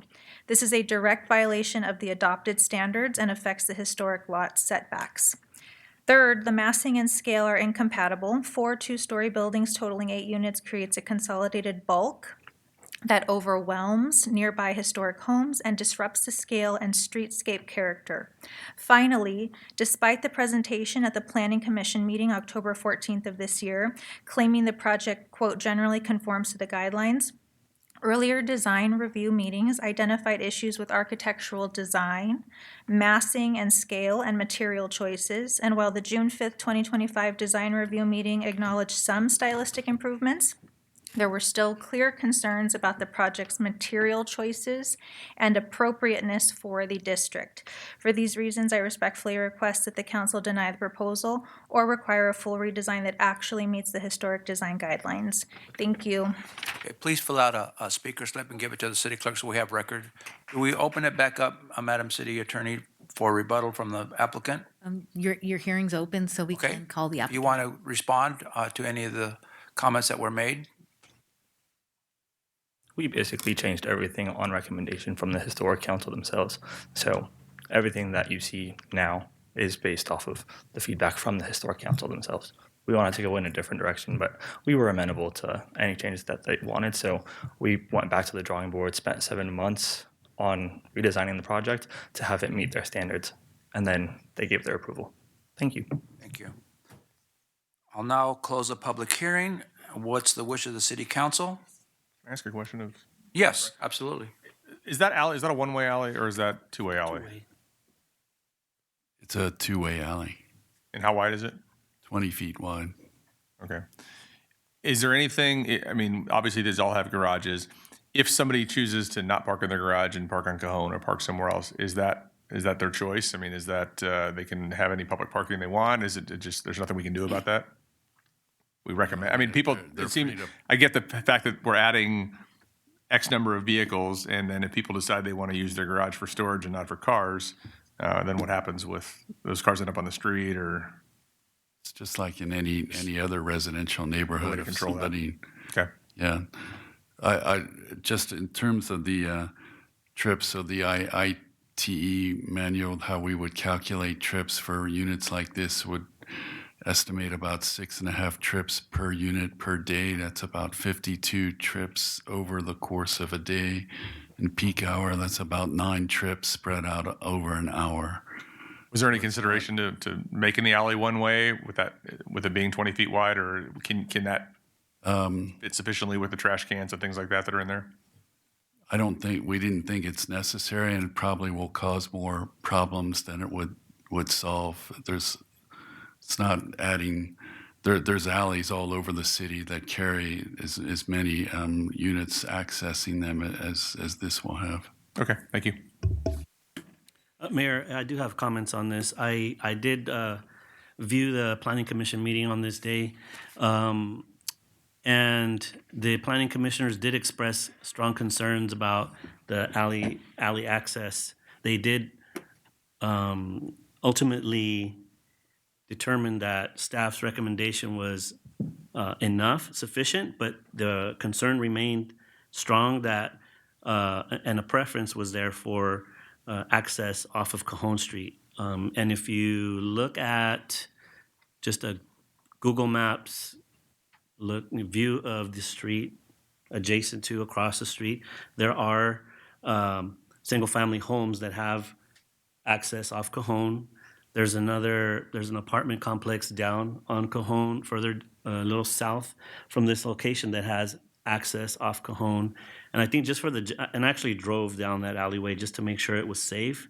I found it to be really complicated. I just drove with me and my wife in an SUV, small one. I was driving southbound, and there was already a vehicle parked close to the exit, and they were basically interacting, probably exiting an ADU or something like that. But in either case, I did ask the question if the council has the authority to overturn that aspect of this development. And I think for the sake of safety, and having seen the alleyway, driven through it, I concur with many of the residents in the area that is going to be a problem, in my opinion. And so I would respectfully ask my colleagues to consider that this development provide access off Cajon, and that the alleyway be sort of an ancillary access. I would argue that the coming out of the Cajon, especially if you were going to try to come out of there and go northbound, you've got traffic parked along the curb line on multiple sides. You're trying to cut across that. Someone's going to come out and make a left turn there, and they're going to get broadsided by traffic going down Cajon. So I would see that as being problematic unless they were only able to make a right out of there. Councilmember Tejeda is correct that some of the properties have access to the street from the frontage, but as far as the historical district goes, the majority of the buildings take their access off the alley, and that's probably why the direction was to take it off the alley to keep it as consistent as possible through the historic district. Yeah, again, I'm not an expert on this, so we have to rely on staff. But one speaker brought up some choices that were inconsistent, supposedly with our ordinance. And we looked into that. Again, I don't know. She was saying that it didn't comply with setbacks and a lot of things. She sent us a written request on that. I mean, the speaker commented that they were putting in a 30-foot wide driveway off of Cajon. That comment was about the original design. That driveway is what was removed based on the direction from the commission to put it at the access to the alley. So there is no conflict to the plan. She just misstated. That comment was just incorrect. Right. Well, thank you. Like I said, we have to rely on staff. I'm not an expert in building and codes and things like that, so thank you. I understand there are a lot of concerns, and I also understand the developer has worked really hard to address a lot of these concerns. I think overall, more housing is good for Redlands, and so I would be willing to support the project. Yeah, I've kind of watched this project go through the approval process and with the Planning Commission and the Historic and Architectural Design review. I did see some of the comments about the alleyway. The only thing I would say is that, as a community, as a city, we have to be able to get along and be able to work together to, find opportunities to be polite in travel and traffic. And again, I commend the applicant for their redesign, the amount of recommendations that you were asked by the city planning department, and you adhered to them. And so I'm in support of the project. So yeah, hats off to the developer for everything you did to address all the concerns. My vote is going to be not to support the project only because of the access. I really, truly think that's important. I think you mentioned in the Planning Commission that was your first option, was to come off of Cajon. And obviously you did what the Historic and Scenic Preservation Commission asked you to do. So again, I'm understanding that the rest of the council supports the findings and the determination. So my vote's only for that purpose, is that I think it's important for us to have that, I want the development to come in, but we should also have the access off Cajon. And so that's where my vote's going to go. So I'll make the motion to move that the City Council adopt Resolution Number 8731 and approve the residential development located at 516 Cajon Street. Second. There's a motion and a second. Madam City Clerk? Councilmember Barrich. Yes. Councilmember Tejeda. No. Councilmember Davis. Yes. Mayor Pro Tem Shaw. Yes. Mayor Saucedo. Yes. Okay, thank you. Thank you. We now move to item L1, which is consideration, let me get over here to this part.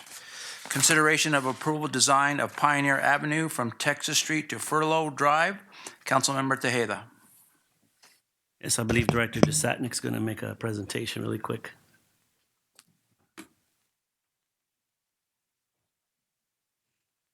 Thank you. I'm going to go through a short presentation, and then I believe Councilmember Tejeda will take it from there.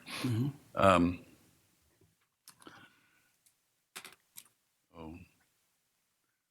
way. Okay, this is an aerial view of the area that we're talking about. You can see in the top left is Citrus Valley High School. That was opened in 2009, I believe. And pretty much immediately after that, the city was receiving a lot of complaints about traffic in the area, in particular at that intersection at Texas and Pioneer, but really all up and down Texas and Pioneer. So in 2014, the City Council directed staff to look at some options with improving Pioneer Street to mitigate some of the traffic impacts that occurred after the high school opened. And staff studied that and came back to council with 3 options. All the recommendations included adding signals at Texas and Pioneer, and then Pioneer and Orange Street. Now, the Orange Street signal was put in by the city in 2015, and the signal at Texas and Pioneer was put in by a developer on one of the properties on the north side of Pioneer. And so then there was, the city looked at 3 options for Pioneer and presented those to the council again in 2014. The first one, option 1, is basically finishing out the roadway with the current roadway alignment to 1 lane in each direction, adding, curb and gutters, but just relying on the 2 signals that were put in to mitigate the traffic. The second option was, second and third option involved adding an additional lane in each direction. So there would be 2 lanes eastbound, 2 lanes westbound. This is just for about a quarter-mile length between Furlow and Texas. The option 2, you'll see, I'm going to go to the next slide here because this is a blow-up. Option 2 included the installation of a median so that it pushed the 2 lanes, the 2 westbound lanes further to the north. And option 3 did not include the median. And the reason behind including the median was there was a desire at the time to try and preserve the deodar trees, which are fairly large on that stretch of roadway. At one time, the deodar trees went all the way to the I-10 freeway and were on the frontage of the 210 freeway. But the high school, the school district took all of those trees out, and so all that remained were between Texas and Furlow. Now, so given those 2 options, what this diagram shows is the right-of-way that would be required to implement those 2 options. The red line shows that's was it option? I think it was option 2 that had the median. That requires additional right-of-way because you're preserving the median and the trees, and so the lanes need to be pushed further to the north. And you can see the line doesn't go all the way across because some of that right-of-way has already been dedicated to the city when the tract was approved. And in fact, on one property, it was already built out. On the easternmost property, they already constructed those improvements. But I would note that also on the west side of Texas, this option 2, requires modification of that corner as well, and to require some land from the school district. So it requires quite a bit more land. Now this picture shows the right-of-way that was already constructed. This was in front of the easternmost property on that last slide. You can sort of see, I don't have a pointer, but you can see that dirt area there. That is all the additional right-of-way that was dedicated by that developer. And on the north side of that dirt area is where they built the curb to align with that option. And I forgot to mention, when the council was evaluating these options back in 2015, they ultimately recommended that we move forward with the option to preserve the trees. And so they directed staff to amend the general plan and incorporate that design into the general plan, and to then thereafter require that all developers of these properties on the north side of Pioneer build out their frontage consistent with that design.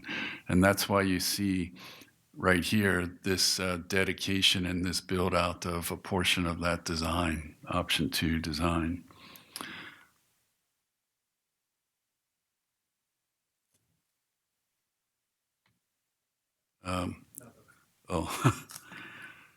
Okay, now I have a few pictures of the trees that we're talking about.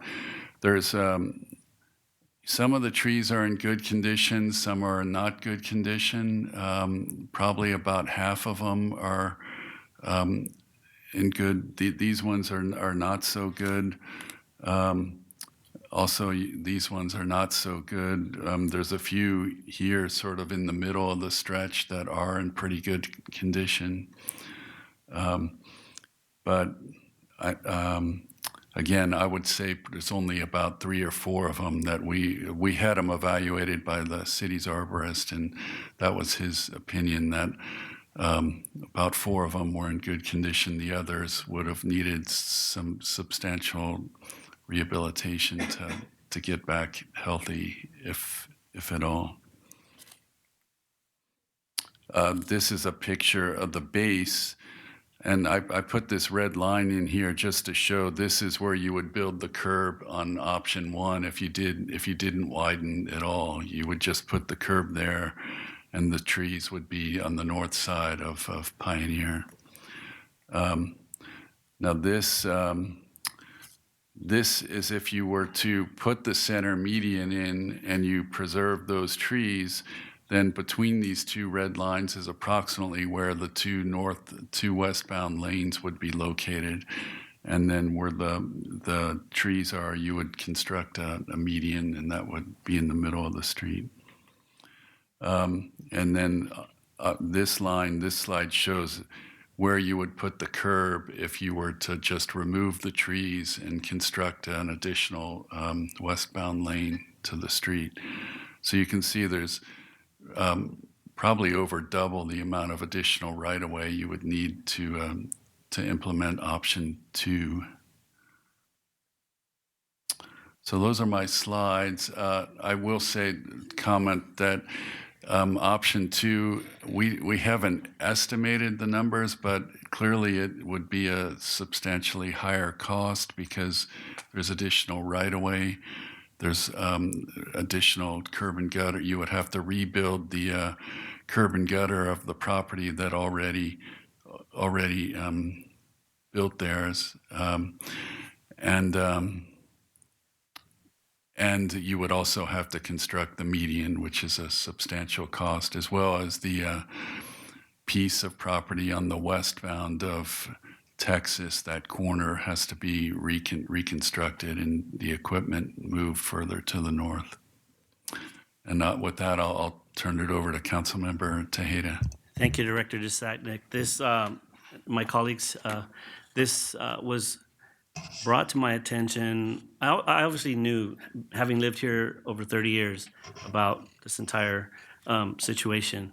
Coming into the council in 2016, one of the first things I did was try to figure out how can we expedite that median and the process. And I subsequently learned everything that you just presented to the community at this point. So thank you very much for that report. On August 12th, the Planning Commission reviewed a development proposal by Golden Management Services for the vacant parcel at the corner of Texas and Pioneer. The commissioners expressed a desire, they ultimately approved that project, but they expressed a desire to expedite the improvements. However, they didn't really add, well, it wasn't on the agenda, so they really couldn't discuss it. But one of the things they didn't discuss was, were the trees healthy? The condition of the trees, what the cost would be to bring in the improvements, and so on and so forth, related to bringing the median into fruition. And also I drive down Pioneer regularly, and I've seen the deodars suffer over many years of drought. In the time that I've been on the council, we've gone through a number of years of drought. And if you go back to the picture that had the trees, one of those trees isn't even, a couple of those trees aren't even there anymore, because last year the powerful winds that came through actually caused some damage to some of the trees that were pretty much very weak, and subsequently our arborists decided, they had to come down, so they were not in good health. A lot of the trees are no longer there. If we took a current look at it, there's probably 5 trees out of the many more that were there. And so my proposal, not my proposal, but my reason for bringing this to the council is just for your consideration. When the council first decided to implement the idea of placing the median to protect the trees, that was a very good thing to do, but the underlying consequence was the properties were no longer giving water to the trees, and they had to live off of what they were naturally getting. And the trees that are there are the ones that are actually surviving by taking water away from other trees. And so we're down to the few that are there, and I think at this time we should consider other options when it comes to making the improvements, because one of the biggest concerns I hear in the district is the traffic flow and how the safety issues that occur there. And so I think it's important for us to have, safe route to school for the kids that go through there. They deserve that. We lost an opportunity when the developer who's proposing the project on the corner of Pioneer and Texas. Typically, the developer makes the improvements, correct? The developer makes the improvements, and the city really is not responsible for or the cost on that. We would probably only put the cost on the parts where we need to acquire the property, which would be substantially less if the developer had borne the cost of making these improvements. So because this preservation ordinance is there, we lost that opportunity to get that improvement. So I'm submitting this to you, my colleagues, for consideration. Okay, what we're going to do is we're going to go through our speaker slips, and after our speaker slips, we're going to take a 5-minute recess after our speaker slips and then bring it back to the council. So first up is Jermaine Miles. Thank you. Oh, yeah. Good evening again. You can get anybody to tell you that trees need to be taken down, but a true arborist will tell you that the most important part of their job is doing anything and everything they can to save a tree. I had a 40-plus-year-old mulberry tree that I had some arborists and other people tell me I should take out, but I had an arborist say, no, I need to preserve it. And I got another 15 or so years out of that beautiful tree. Oh, man. As a person who lives in the historic South Side, I can pretty much guarantee you that if this was a situation on the South Side and these trees were on Brookside or Olive or Fern or Cypress or Highland or Palm, you'd be doing everything you could to save those trees. But this is the North Side, which is already a barren desert and needs more trees. Why, Mr. Tejeda, are you advocating to take out one of the key issues on the North Side, which is shade on the north side of this city? I know that this city would happily spend the money to save the trees and to preserve those trees if they were on the south side. But because it's on the north side, we're going to ignore them. And again, I'm a south side resident, but I know that the north side gets left behind on a regular basis. And I'm disgusted that we're going to try to do this again and leave the north side without the same things that the south side gets. We need to advocate for the north side. I get the traffic, but you already have a plan that was in place 10 years ago. You've got a plan that's going to help the traffic, and it's going to save the trees. So I urge you to please vote no on changing this plan and taking out those trees. Thank you. Michael Paisner.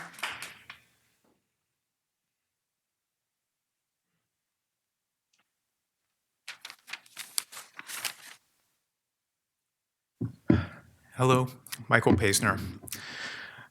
I'd like to take this opportunity to remind the Council of this discussion on the Climate Action Plan during your July 1st, 2025 meeting, because I think some of those comments are relevant to this discussion. There was a general consensus at that time that we are not on track to achieve our climate goals. Councilmember Barajas, you expressed that we should strive to make progress on our climate challenges where we can, because some progress is better than no progress. Mayor Pro Tem Shaw, you expressly stated support for improving our urban forest. And Councilmember Tejeda, you floated the idea of requiring commercial spaces replace the trees they remove so the areas that are currently green remain green. That was your sentiment at the time. Of course, I understand why replacing trees that are nearly 100 years old wasn't proposed in this write-up, because we all know there is no replacing these trees. As for the current condition of these trees, while some focus on the challenges they face, I prefer to see the glass as half full. The arborist's assessment is that 6 of the 7 trees assessed can be preserved. Sure, one of them appears thin and many are showing the wear and tear of the years. But if we give up on things that are showing their age, well, that doesn't bode well for many of us in the room tonight, myself included. These trees improve air quality, reduce temperature, combat urban heat island effects, and decrease CO2 in the atmosphere. Let's look for ways to expand our greenery, not reduce it.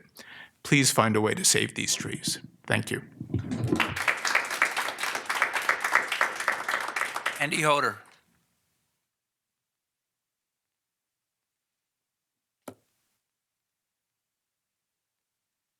Good evening, Andy Hoder, and greetings to the council and members of staff. As people who know me or have seen me speak here, I'm pretty adept at making myself unpopular with my personal opinions, but I will preface that by saying for many years I was a member of the Redlands Street Tree Committee. You don't get on the committee unless you care about trees. You have a personal interest on seeing the preservation of the trees for all the good reasons that have already been mentioned. They contribute to the environment, excuse me, they contribute to the aesthetics and of course the quality of life in the city. Having said all of that, there's a factor of reality that comes to bear at some point. And these types of questions, should an old tree be taken out or not, came up all the time in the Street Tree Committee. In that context, in a group of people who were very tree-oriented, should the tree go or not? And I was always the guy who said, when in doubt, take it out. And of course, that wasn't a very popular sentiment. I couldn't think of a more diplomatic way to say that. But why I said it, were there numerous anecdotes where the hesitation to remove an old tree for sake of preservation ended up in a disaster, where the tree ended up falling down and causing significant damage. So the way I tried to put that in perspective is to say all those trees there were planted by people. They're not part of some natural forest. They're people trees. And when they were planted, the circumstances were radically different than they are today. That area around Pioneer and the cross street there was semi-rural or suburban with primarily agricultural environment. And whatever the reason was for putting in Deodar theaters, That reason doesn't apply today, but the trees are still there. They've outlived that original decision. And as was already pointed out, those trees used to extend in a tree theme all the way the length of Pioneer to the 210 freeway. Most of those trees have already been taken out, so that theme has already been lost. What we have now is a few stragglers. So why should we take them out? Well, we have to look at what's changed in the environment there over those ensuing years or decades, and that is traffic. There's a high school there now. There are houses there now, and traffic is a serious issue, and anything that congests the traffic is, of course, not only a detriment to efficient flow, but it is a potential safety issue. As has been pointed out, some of the trees are already diseased and dying or in declining health. And we know from the Street Tree Committee, just pouring water on a dead tree doesn't make it get green again. So I think the right decision here is perhaps to take the trees out and plant other trees to sort of replace the missing trees elsewhere that makes more sense, perhaps on the grounds of the school or elsewhere in that neighborhood. So you still have nice trees, you still have the shade, you still have the oxygen, but you also have better traffic flow. Thank you. Valerie Tabor.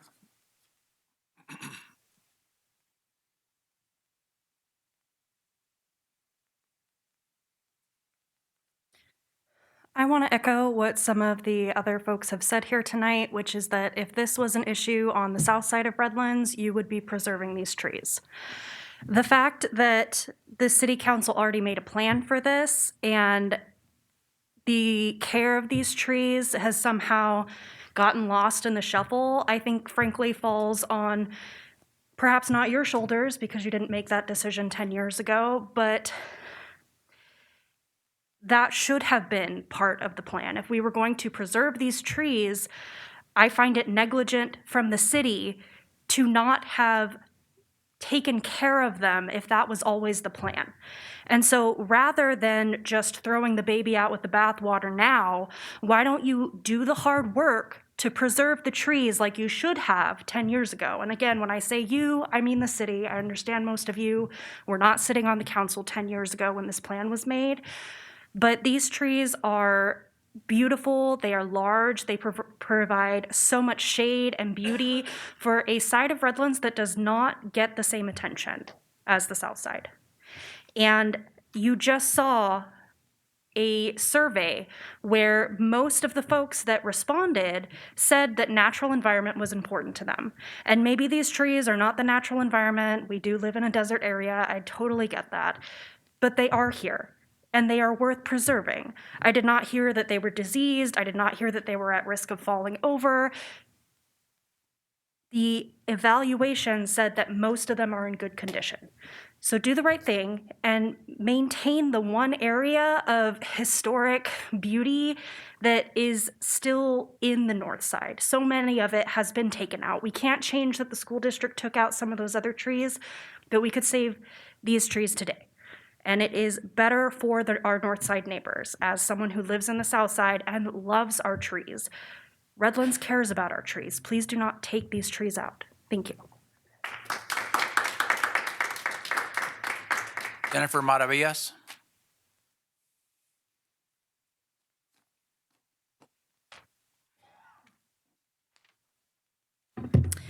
I'm Jennifer Maravillas, North Redlands. I am a member of Northside Alliance, and we are a group of North Redlands residents that came together to advocate for ourselves because, as you have heard other commenters, we are very much ignored and not really put as a priority. So one of the things that we did was create a survey, and we got over, or maybe about 100 survey responses, vast majority from North Redlands residents. And this was related to the climate needs of our community. And the top thing that was on survey results was the shade, was heat. And this is very clear. It is not just something that I'm saying or anyone else is saying. There's a very clear shade divide between south and north. This results in the north having hotter summers. And so when we're talking about preserving trees, it is very, very important, specifically on the north side, because we don't already have the shade that we need. So we're talking about preserving these trees, which are very important. We don't have very many mature trees in the north side, as I mentioned. The topic of traffic, I live right off Pioneer Avenue, right across Citrus Valley High School, so I'm very familiar with the traffic. The traffic on Pioneer Valley Avenue, only happens during drop-off and pickup, which is good because some people drive super crazy off on Texas. So the fact that Pioneer is slowing down some traffic is actually very beneficial as someone, like I said, who has seen the traffic, who has seen the kids come by. I would recommend, instead of this, putting the energy, the time and energy and effort into fixing San Bernardino Avenue, because that's truly where it is crazy hectic and a lot of traffic, and it is dangerous at times because it doesn't have access to, say, a firefighter needing to go to the side. So again, reiterating that the needs of our community for North Redlands is to keep trees and shade. And I will highlight also the very clear indication that it is a priority. This past Saturday, we put together an event where we were able to distribute about 35 trees to our community. Very exciting. It was very successful. We had a lot of folks come and learn about what we have available for our community as far as climate-related needs. So again, the City of Redlands bought those trees. You guys understand the need of having trees. So please don't send contradicting and conflicting messages when you are going to go and chop down some very beautiful and precious trees that are very mature and needed, and then say, oh, here's some new trees. So again, be united in your messaging and your priorities, and make sure you keep these trees. Thank you. Eddie De La Torre. No, we're good.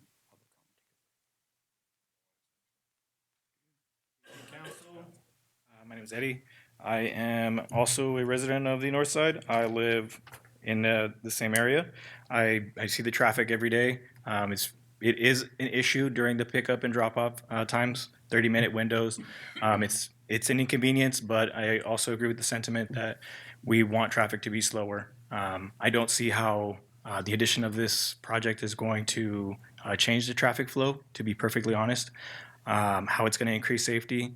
And being solution focused, I think that it would be prudent to have a traffic study of Pioneer and how that can be optimized, Texas and how that can be optimized, as well as Tennessee. I think that there's a lot of opportunity for optimization here, as well as a partnership potentially with the high school. My daughter goes to an elementary school nearby where there's only a single lane that goes in and out, and they make it work really well. I think there's a lot of opportunity here for increasing safety for the high school students, and I don't think that this is the only option. Thank you. Okay. Mr. Moderator, it looks like we have 2 public comments on this item. Yes, Mr. Mayor. Julia Lenhart, it is your turn to speak. Hello, everyone. My name is Dr. Julia Lenhart. I'm a climate scientist at the University of Redlands. Thank you for your time. I just want to encourage you all, again, strongly not to reconsider this plan for the sake of tearing down these trees. Firstly, because the community already advocated for the protection of these trees 10 years ago, and it would be breaking a promise to your community to reconsider this plan. And second, as has been said, the north side is already disproportionately lacking trees and is also in a severe heat zone, according to lots of data. And like Ms. Maravilla said, the city just funded a tree giveaway on Saturday for North Redlands, an event that was specifically designed to add tree cover because trees add shade and cool neighborhoods, but also because trees literally filter pollution out of the air. And these particular ones actually capture nitrous oxide, ozone, and particulate matter on their needles. It's been estimated that trees of this maturity can capture up to 2 pounds of particulate matter from the air per year. And obviously, we all know our air quality is a major public health concern. So the more we can do about that, the better. These types of trees also help manage stormwater and raise property values. I think it's very clear that we should be doing everything possible to prevent tree removal in our city. And the argument that most of the trees have already been removed, so why bother saving these last ones, is backwards, frankly. And finally, I would urge you to consider the age of these trees. They're estimated to be between 80 and 100 years old.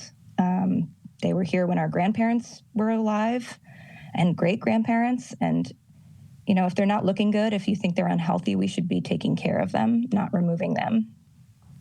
And I understand we all care about traffic, but some things are also sacred. Like we should be maybe talking about how to raise funds to make up the difference, or where in the city budget we can make changes so that we can fulfill this original plan. Thank you for your time.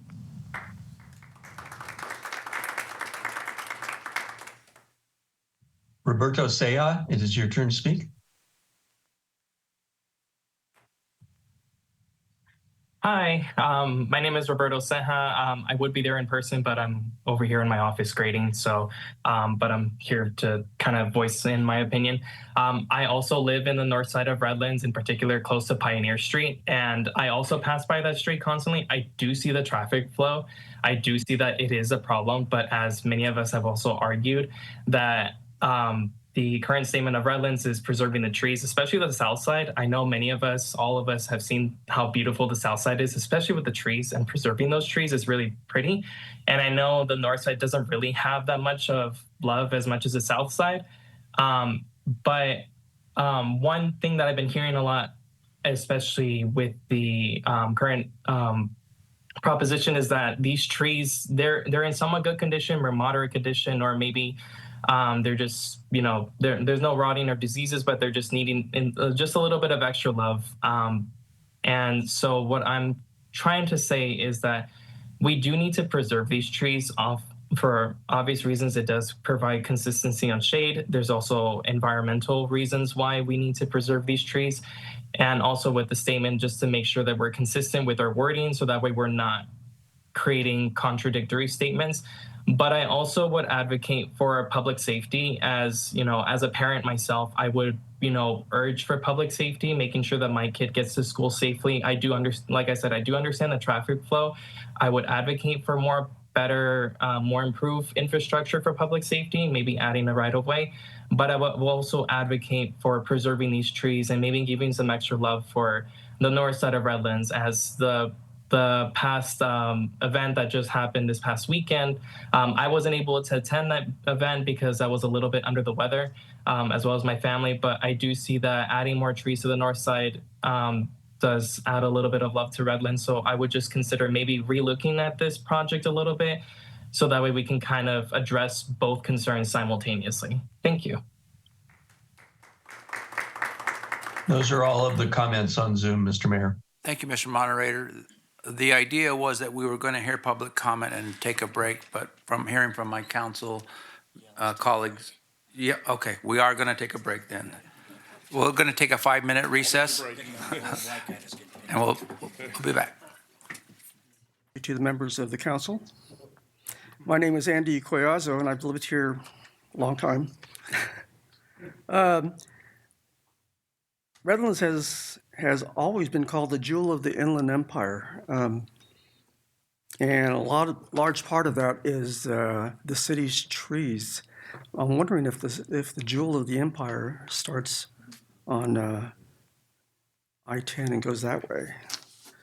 Anyway, the deodar trees at Pioneer Avenue are so iconic. They have been a fixture in Redlands for over 100 years. Albert Smiley was said to have ordered 500 deodar trees from a Paris nursery. He passed them out to his neighbors to plant in their yards. When he ran out, he made another order of the same tree. I wonder why deodar. Albert Smiley knew the beauty of this tree, and now we are considering the removal of these trees to put in more concrete and asphalt. That doesn't sound like the jewel of the Inland Empire to me. Instead of removing them, I think we should be planting more of them. They have been a Redlands fixture for over 100 years. I'm lucky enough to have one in my own yard. I drove along Pioneer Avenue today. This is one of the more beautiful streets in Redlands precisely because of those trees. There are not many beautiful tree-lined streets on the north side of town, where I grew up, by the way. Let's preserve it or even add to it. Redlands has even been recognized by the Arbor Society as a Tree City USA for many years, I think 24. 10 years ago, when this issue first came up, the decision was made to preserve the trees after public feedback strongly favored keeping the trees for aesthetic and environmental reasons. I would guess that most people still feel that way today. It sounds like it. I urge the council to preserve the deodar trees on Pioneer Avenue. Thank you.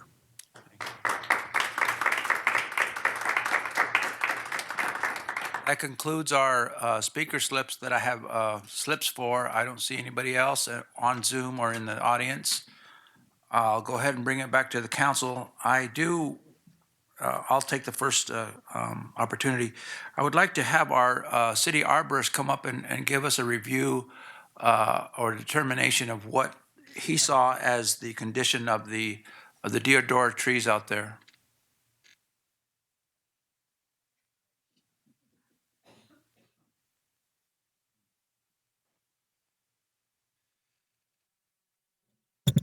Good evening, Council. Since the arborist isn't here, I'll speak for him. No, I'm just kidding. My name's Eric Reeves. I've been an employee of the city for 25 years now. I started out, I know most of you know this, but they don't. So I started out actually in the trees, in the tree crew, working in trees, and been fortunate enough to be involved with them my whole career. I've also lived in the city 49 years, which is my entire life. So on the north side, I still live on the north side. I know the trees. I appreciate the history they hold. I was asked to assess them and kind of give my feedback. I did know of the plan in past years, and I wasn't heavily involved with it, but I knew that was the thought, was to maybe keep them preserved in a median.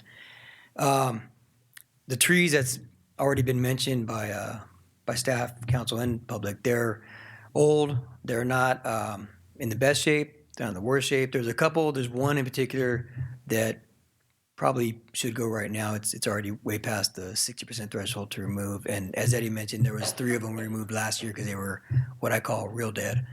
Of the remaining 6 that are there, again, one's probably, meets the metric for removal. There's a couple more that you can see have real big old wounds. They're called coated compartmentalization of dead end trees from probably traffic collisions. And so they're, a little questionable. There's 3 that are moderate health. I think that those could be saved given the right condition. And what I mean by that is whenever you do construction around existing trees, you establish a TPZ, a tree protection zone. And you kind of base it off the drip line and the species of the trees. For trees that size, you'd probably need a TPZ of 30 to 80 feet. And that's like starting from the center of the tree going out just during construction. Not to mention when you're done, the place those trees are going to live in is crucial, right? So I don't think, I didn't get the exact measurement of the median they're going to live in, but I think you would need at least a 20 to 24 foot median for those trees to live in. And I doubt, knowing the street, knowing the north side, knowing the trees, that was part of the original plan. The trees themselves are probably 4 foot in diameter. So again, to give even 4 feet on each side, you're gonna end up with, just under 20 feet. So I feel that although a few of those trees we could maybe save in the right environment, I don't think that we are gonna give them that opportunity, So, and then if we don't, that means that potentially crucial roots, whether they be like stabilizing roots or feeder roots, they're gonna be impacted to a point to where, there's a good chance those trees will fail in the next couple of years. And then we'll be replacing them, in the median or trying to do something like that where, I guess, again, being here and as Andy Hodder mentioned, we've gone over, years of questioning tree removals or saving trees.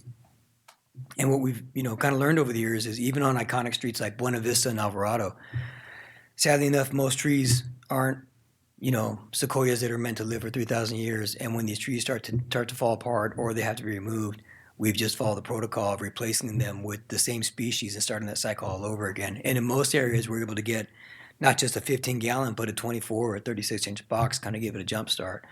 My recommendation, my professional recommendation would be to remove those trees, not keep them in a median, but yet once the north side of that street is improved, replace them with new deodars. And the benefit in that, or the silver lining, is that you would you would gain, there's 6 there now, you'd probably plant 12 or 15, and we've been using deodors. We just, last year's volunteer day, I think we did like 8 of them. There was 30 altogether. I think 8 or 10 of them were deodors over at Sylvan Park.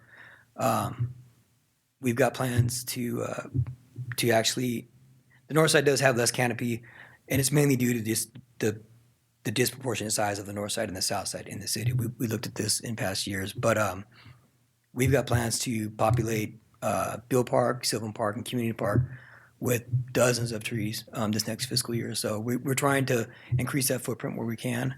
Again, on pioneering these trees here, I feel like we could give it a shot. I don't think they'd have the best chance of living, and I think I'd hate for us to waste that money when we could just plan on replacing them with probably twice as many trees there.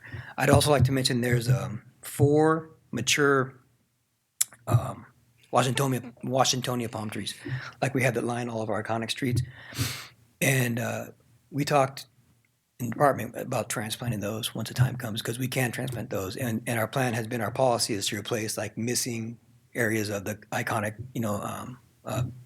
tree line streets with those big palms, with those 4 there. So those we would actually, no matter what, we would transplant those. So questions, comments? Any questions for staff? Mr. Eric Reeves, our arborist. In arborist. I appreciate the work you do. I'm on the street tree committee as well, and this is where I've learned a lot about appropriate trees for medians and even for sidewalks.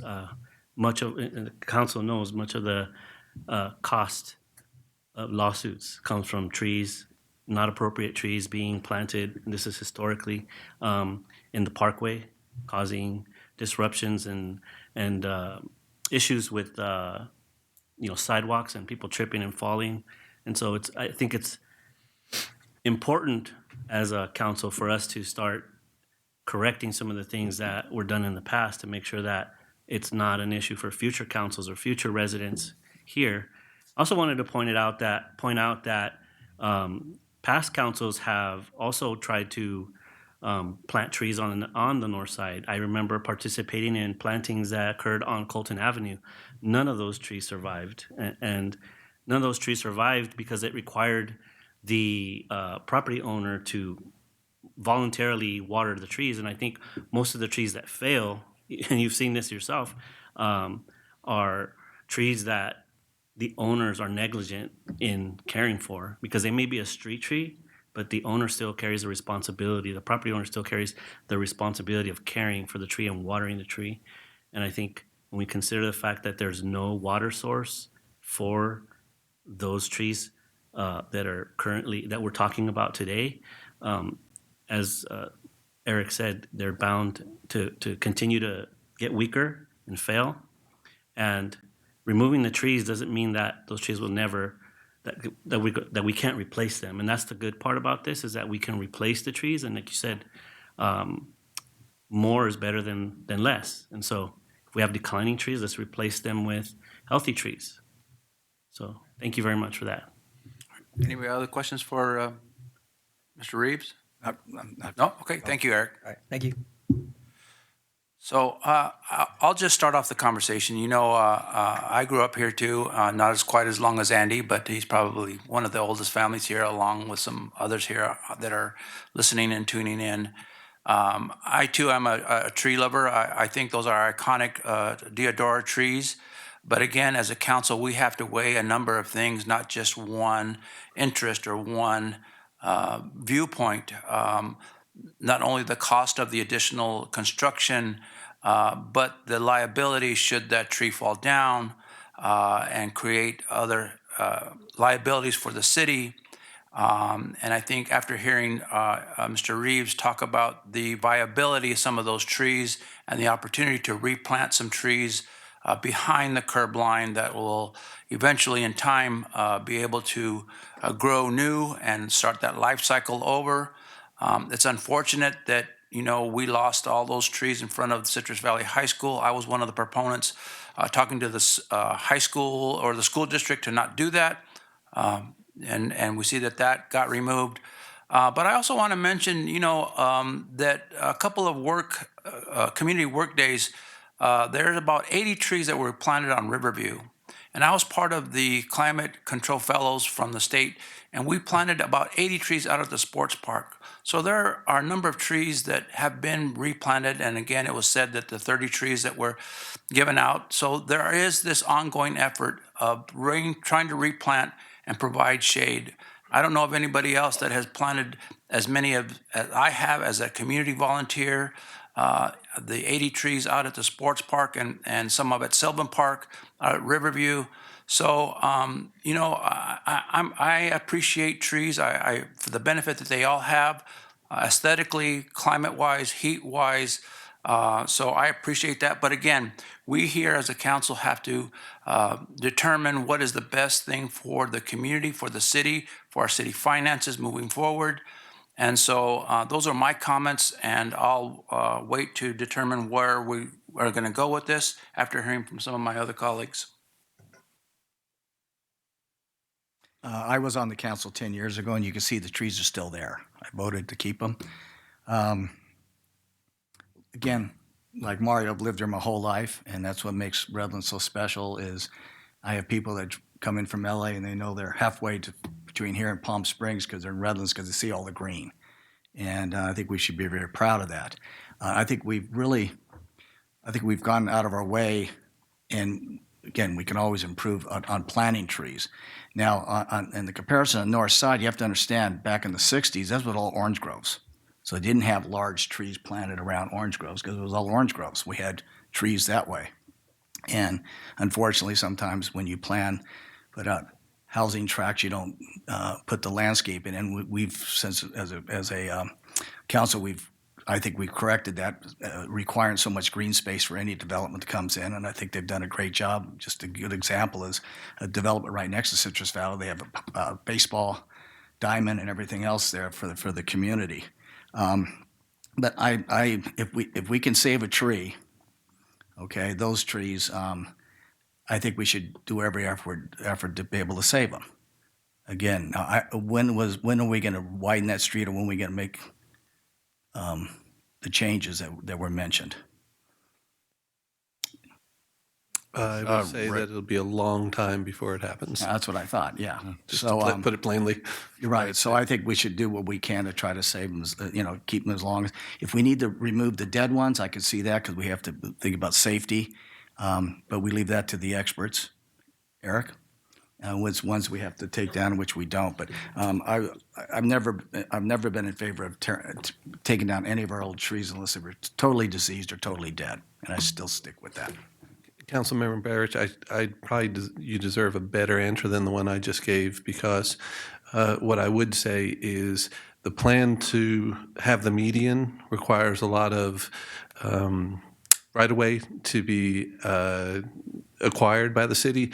That's what I was thinking of when I was saying it's a long time away, because for us to get it in our work process and put it in, is it currently part of our CIP for the Measure I? I was going to add that this project is currently in our Measure I funding plan that you all approved earlier this year, although it's about a decade out. Yeah. And we do have about $500,000 budgeted for pre-construction work, engineering and surveying and that sort of thing in one fiscal year.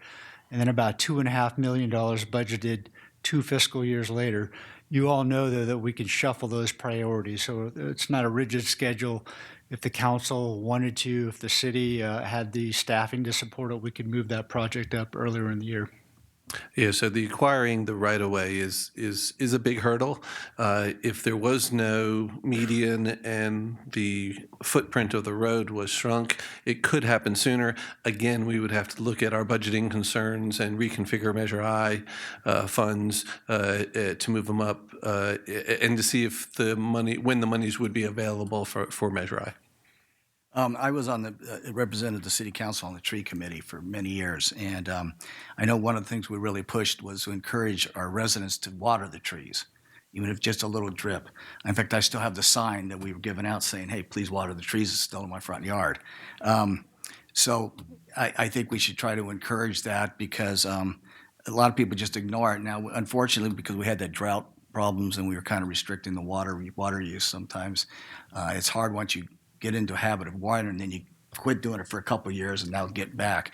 But I think we should encourage the citizens to make sure they take care of the trees that are, whether they're their trees or city trees. If they're close to your property, let's encourage people to water them. I fully agree with Councilmember Barrich. It's really difficult to be having this conversation about removing trees, especially trees as majestic and old as these trees. Thank you so much to the public commenters. Mr. Collazo, I was so moved by your comment. We got so many emails on this item as well. People in Redlands are very passionate about trees and preserving trees for many reasons. Obviously, they're beautiful, but beyond that, they provide tremendous environmental benefits. We got a very compelling email from a local pediatrician talking about the asthma rates in our community, and especially the north side, and how the tree canopy is very important. I would direct you to an article by Community Forward Redlands. It was from August 1st, 2025 by Stephanie Hastings Miranda. It's called The Shade Divide, and there are aerial photos of South Redlands and North Redlands. I understand the context you're talking about with the orange groves, but that said, we need to be investing more in the tree canopy in North Redlands. Certainly, I want to thank groups like Northside Alliance, ANCA, SURF from University of Redlands, who have been actively giving out trees, especially on the north side. We really need to, as a city, prioritize this more and more. And so for that reason, I'm certainly not in favor of removing these trees, especially if there is room to preserve them.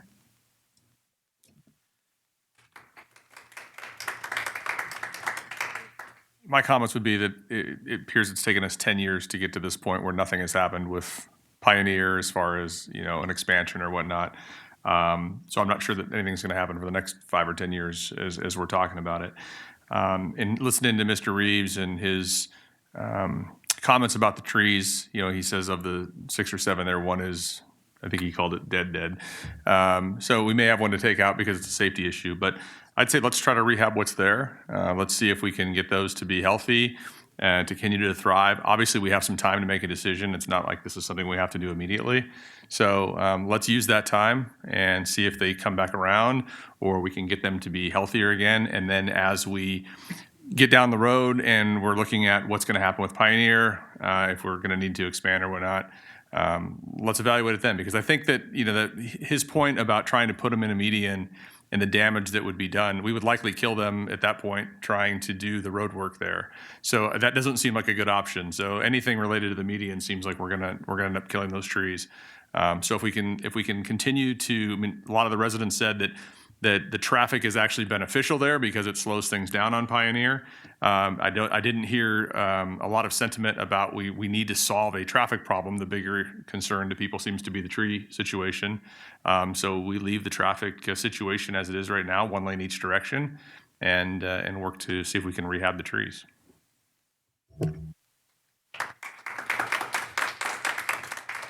Yeah, I'm in support of that, but I'd also like to see the cost analysis of what it would cost to acquire the right-of-way and the cost for options 2 and 3, if that couldn't be done, and come back at a later time to evaluate what those cost differences are. And the timeline. And the timeline.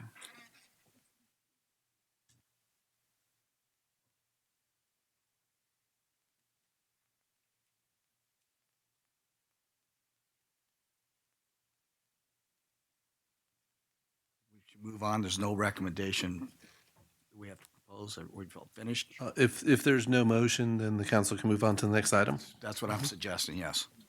Okay. All right. Thank you.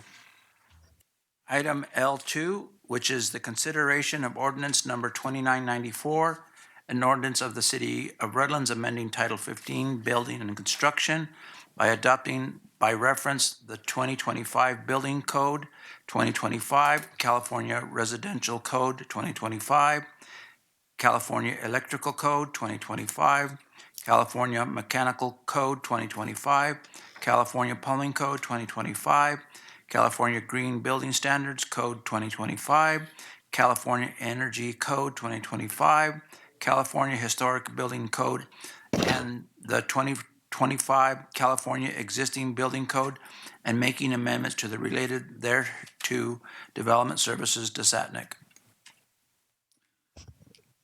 Thank you. I'm not going to dwell on this. This is an ordinance to adopt the building codes that were just referenced.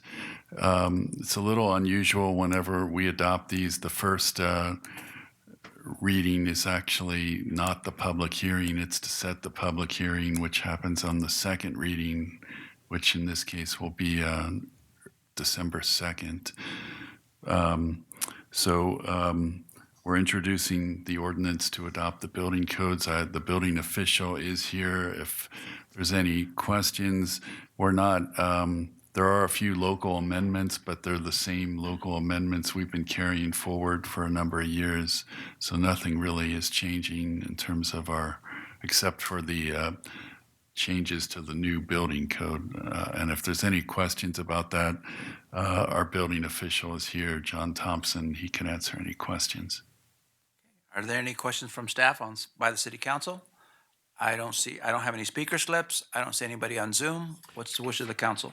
Move to introduce ordinance 2994, and the city clerk is hereby directed to publish notice in accordance with Government Code Section 6066 that a public hearing to consider recommendation of the city council is to be held on December 2nd, 2025 at 6 p.m. or as soon thereafter as the matter may be heard. Second. We have a motion and a second. Madam City Clerk? Councilmember Barrett? Yes. Councilmember Tejeda? Yes. Councilmember Davis? Yes. Mayor Pro Tem Shaw? Yes. Mayor Saucedo? Yes. Moving on to item L3, consideration of a recommendation from the Redlands Planning Commission to initiate an ordinance text amendment to Title 18 zoning regulations of the Redlands Municipal Code to prohibit new warehouses and logistic distribution centers as defined in Article 7, Chapter 18.156 of Title 18 in all zoning districts and specific plans within the City of Redlands. Development Services Director Desatnik. Thank you. Brian Foote will be presenting this item.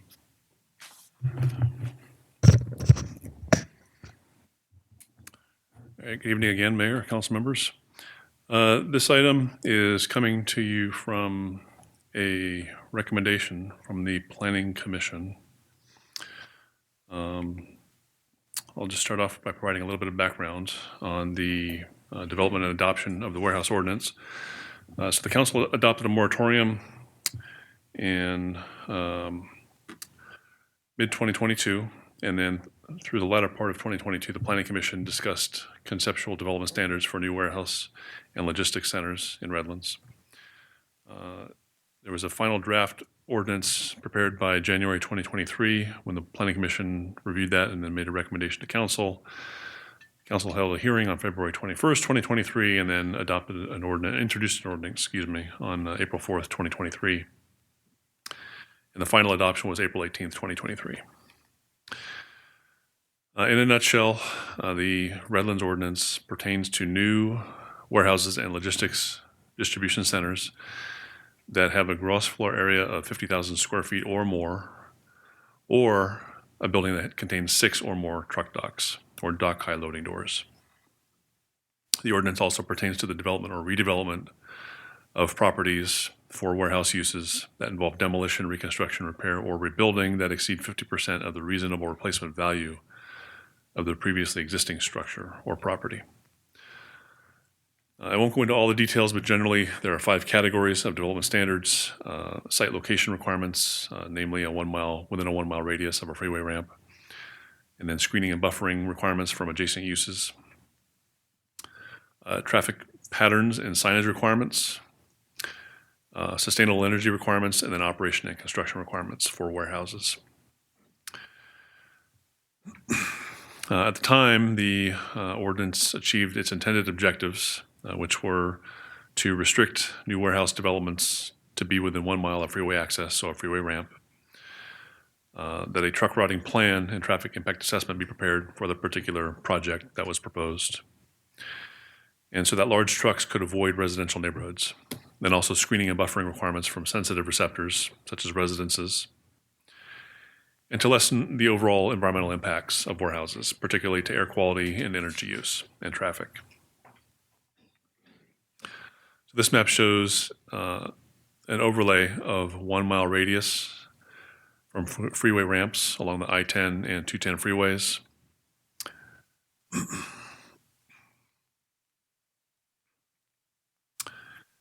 And this map shows the 6 sites or properties that have been identified back in 2022 that could potentially accommodate large warehouse developments. Since that time, 3 have been entitled, 1 has been built. The property at 1101 California Street, which is the upper left of the map here on the exhibit, that warehouse has been recently constructed and completed. I don't believe it's occupied yet, but that one is completed. And then 2 more properties. 350 Iowa Street is entitled for a warehouse use, and then also 301 Tennessee Street. What numbers are those? Those are on the lower right of the map on the exhibit, number 5 and number 6. Thank you. And then 3 other smaller properties are without any entitlements at this time.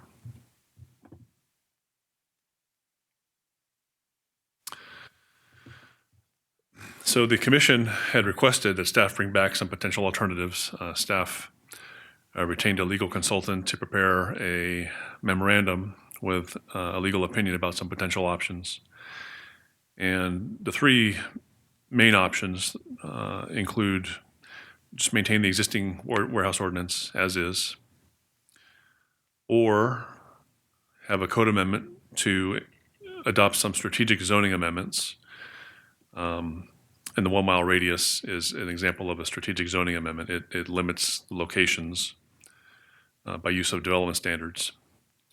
That could potentially be revised down to a half-mile radius or other specific distance with an objective standard. And lastly, to make warehouses legal nonconforming uses. And what that entails is delisting warehouse uses as permitted uses or conditionally permitted uses in the industrial and commercial zones of the city, with or without amortization. And the memorandum with a legal opinion described the 3rd option is likely the most risky in terms of potential future legal challenge or liability. And as an example, as a scenario, if warehouses were no longer listed as permitted uses, that means if they were legally established, they would be legal nonconforming uses. And potentially, in the event of a fire of one property, if they were not allowed to fully rebuild, that could possibly entail some legal risk, which for one property could potentially be millions of dollars. If it's a larger event, like an earthquake or a conflagration or a flood where there's multiple of these expensive properties that are damaged and not allowed to rebuild to the full prior extent, combined, those properties could potentially result in a very large liability, potentially billions with a B, if multiple properties were to be not permitted to rebuild. So that then leads to the specific recommendations from the Planning Commission, which is described in more detail in the motion in your staff report. One recommendation from the Commission was to allow existing warehouses to be rebuilt if destroyed by fire or other natural disaster, only to the same square footage and building height that they had prior to the events. Another option is to prohibit the construction of new warehouses citywide in all zoning districts and specific plans, but to allow the existing legally entitled properties and warehouses to remain as permitted uses, so they're not considered legal nonconforming. Lastly, another recommendation was to prohibit the assemblage of parcels that may contain other existing or commercial uses. The idea being developers are so motivated to build new warehouses that they would assemble properties and existing warehouses or commercial buildings and then essentially scrape the site, demolish all existing buildings, and then rebuild it with a larger warehouse. So that was ultimately the goal of the Planning Commission is to recommend some changes to revise the existing warehouse ordinance. More recently, Assembly Bill 98 was adopted in September of 2024, and that becomes effective for Redlands on January 1st, 2026. It includes a definition for a warehouse concentration region, which is Riverside County and San Bernardino County, plus several cities by name. That includes Redlands, among others, Colton, Rialto, Riverside, and San Bernardino as some examples.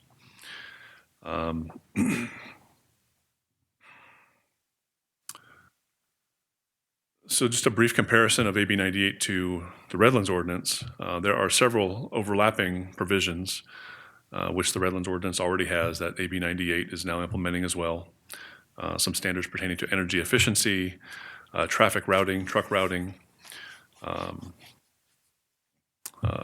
screening and buffering requirements adjacent to sensitive receptors, electrical hookups for serving cold storage and to prohibit idling of engines. There's a variety of options in the AB 98, several of which coincidentally are already in the Redlands ordinance. There are also some other provisions that are in the Redlands ordinance that are not in AB 98. For example, just the definition of a warehouse. Redlands uses the definition of 50,000 square feet. The state considers a 21st century warehouse to be 250,000 square feet or more. So that's 5 times larger than what the Redlands ordinance will call a warehouse, and then trigger the applicable development standards. The Redlands ordinance requires a new warehouse site to be within 1 mile of a freeway ramp. That is not in AB 98. The Redlands ordinance would prohibit off-site parking of trucks on city streets. That is not in AB 98. And then a few minor other details that are in the Redlands ordinance that are omitted or slightly different in AB 98. AB 98 does not automatically require a traffic impact report. Generally, AB 98 requires truck routes to be through industrial or commercial roads, a major arterial or major corridor, and not through a residential neighborhood. The Redlands ordinance automatically requires a traffic impact study, whereas AB 98, it's an option. If a developer wants to use a truck route other than a major arterial or major thoroughfare, they have the option to prepare a traffic impact report to justify why they're not using the truck routes. AB 98 also includes a requirement to update the city's truck route map. We're in the process of doing that right now. We plan to bring something to council on December 16th with a finalized map at that time. It's a separate project, not a part of this item before you tonight. And with that, the Planning Commission's recommendation, as I described earlier, is that the council consider directing staff to prepare a code amendment to the zoning regulations to either prohibit new warehouses and logistics distribution centers outright in all zoning districts and specific plans. And again, that's new warehouses, so potentially not the existing warehouses. They would remain as permitted or conditionally permitted uses. This is for new warehouse and logistics centers not being allowed in all zoning districts. And then any of the other suggested code amendments that were covered earlier. Some potential alternatives for council's action. One, council can decline to initiate an amendment and just take no action. Or council can make revisions to the original legislative intent of the original ordinance, and then direct staff to begin work on one or more of the previously described amendments. Or council can continue this proposal and then bring forward any new or different issues for staff's consideration. And that concludes my report. Thank you. Thank you. Before we bring it back to the council, we'll hear from our public comment. Jermaine Miles.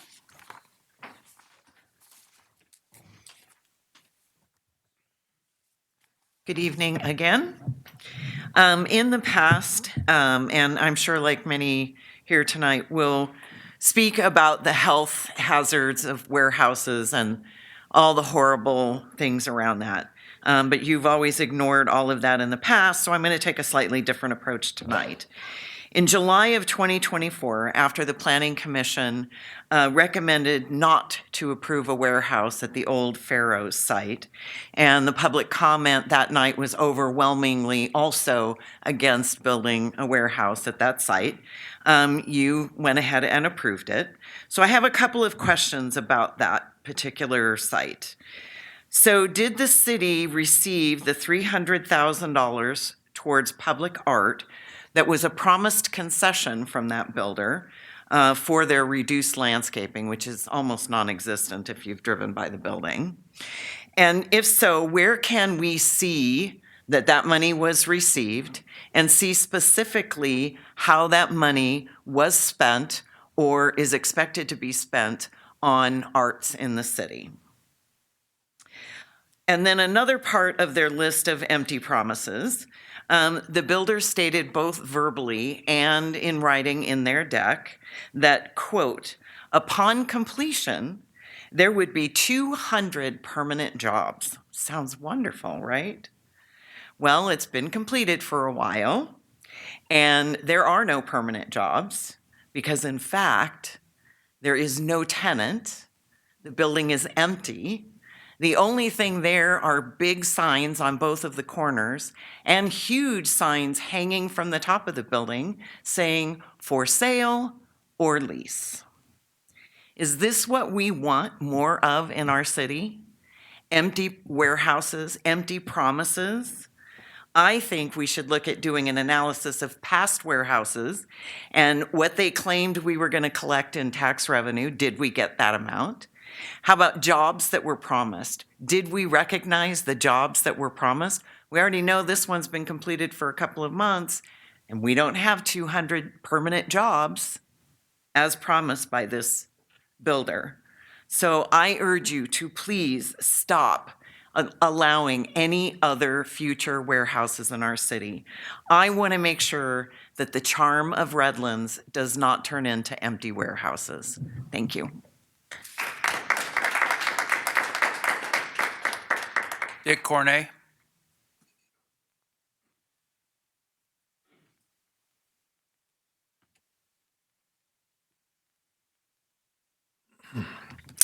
Mayor Salcido and council members, I'm Dick Cornay. I've lived in Redlands for over 45 years, and I love this city. I love living here. Accelerate Neighborhood Climate Action is a new 501c3, and I'm the president of the board of directors of that organization, and I'm speaking on behalf of ANCA tonight. ANCA opposes any new warehouses or the expansion of any existing warehouses in Redlands.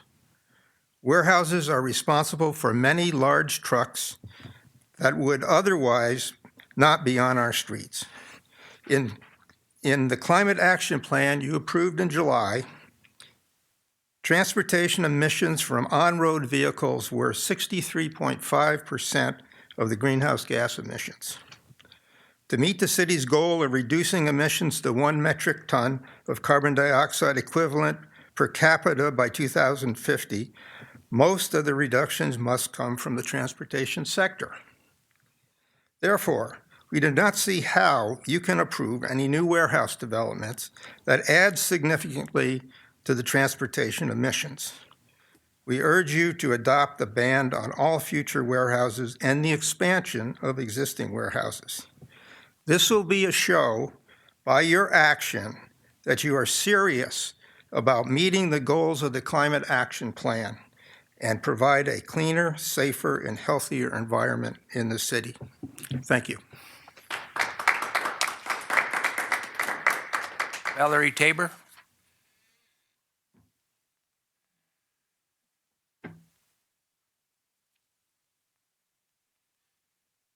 Well, I don't know what I can say that Jermaine didn't hit the nail on the head on already, but we don't want more warehouses.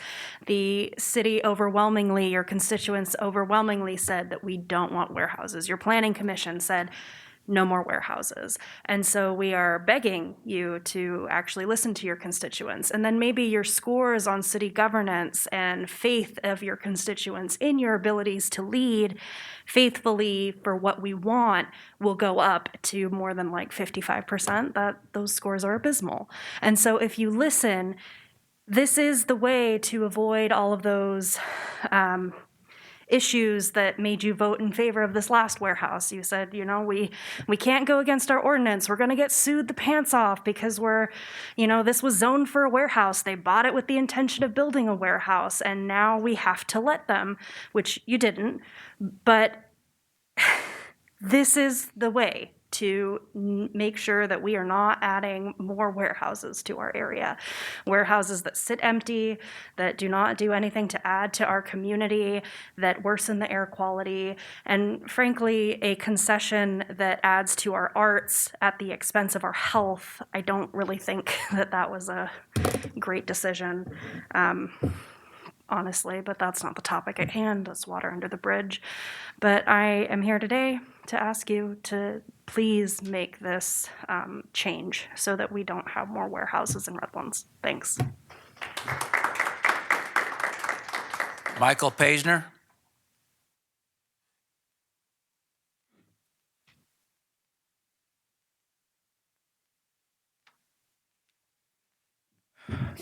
Good evening, Michael Paisner.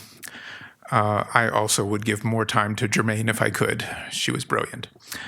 There has been much discussion about warehouses in Redlands over the past couple of years, and a few arguments in favor of warehouses have been proposed. At one time, as the economics of agriculture became more challenging, warehouses were viewed as a promising means of generating revenue. I don't deny that was a popular sentiment years ago. However, experience is the best educator. Now that we have experienced the negative effects warehouses have on traffic, air quality, and the character of our city, the residents of Redlands are clearly stating, we have hit our limit on warehouses. A second argument is that there are only a handful of undeveloped sites currently zoned for warehouses, so it's too late for a ban. This argument ignores what happened with the Lazy Boy factory and the Furlow site.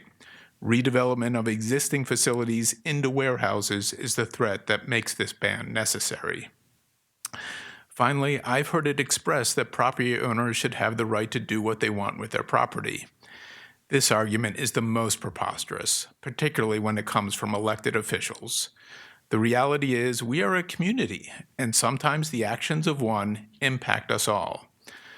While I agree property owners should have significant freedom to do what they want with their property, it is your job as council members to set limits so that one property owner's actions don't adversely affect the broader community. To state that property owners should have no limits is to abdicate your responsibility as council members. The Redlands Strategic Plan sets priorities for the city, including quality of life and public health and safety. Warehouses bring heavy truck traffic to intersections already graded as failing, and that traffic adversely affects our air quality, which is repeatedly ranked as the worst in the country. Implementing a ban on future warehouses moves us forward in achieving both our quality of life and public health strategic plan priorities, as well as advancing our climate action plan goals, which you have previously acknowledged we are far behind on. I admit I'm not thrilled with a ban that allows existing warehouses to remain, but it is the choice that provides the best compromise, respecting the rights of existing property owners while addressing the needs of residents that have to live with the impacts warehouses bring to our city. Please ban future warehouses or expansion of existing warehouses in Redlands. Thank you. Dennis Bell? He left. Okay. Andy Hodder.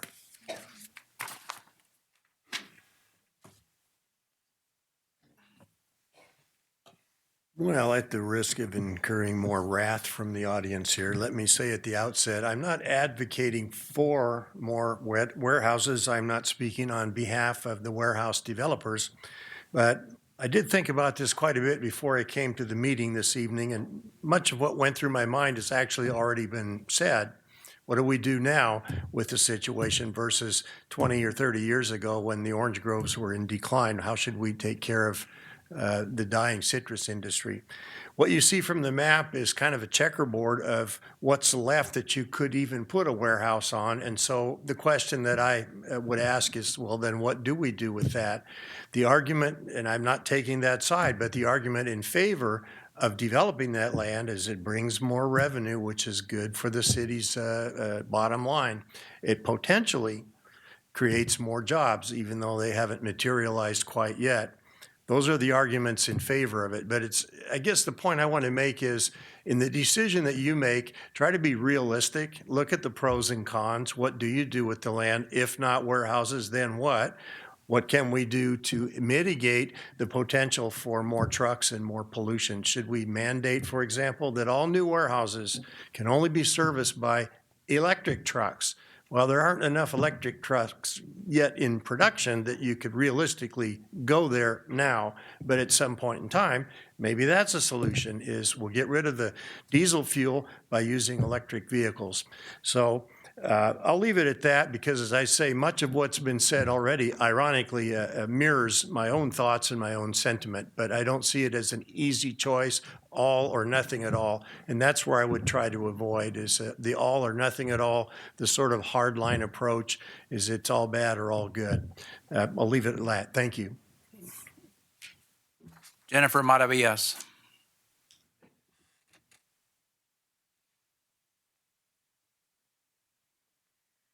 That shocked me. Jennifer Maravillas, North Redlands. I didn't prepare anything because in previous times that we've been here as a community, we pack the rooms, we send the emails, we try to reach out to you guys to let you know, and time again, you failed us.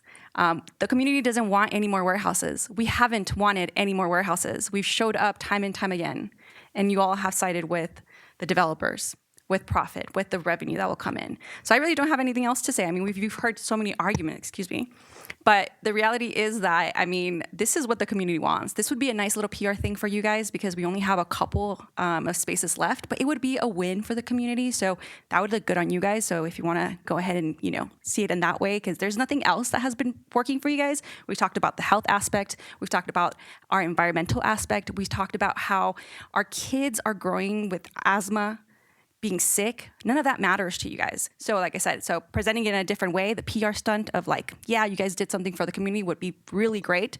So again, just here to remind you that the community has overwhelmingly been here every time that a warehouse is in the agenda to say no. So this is an opportunity for you all to kind of redeem yourselves. Thank you. Linda Hamilton.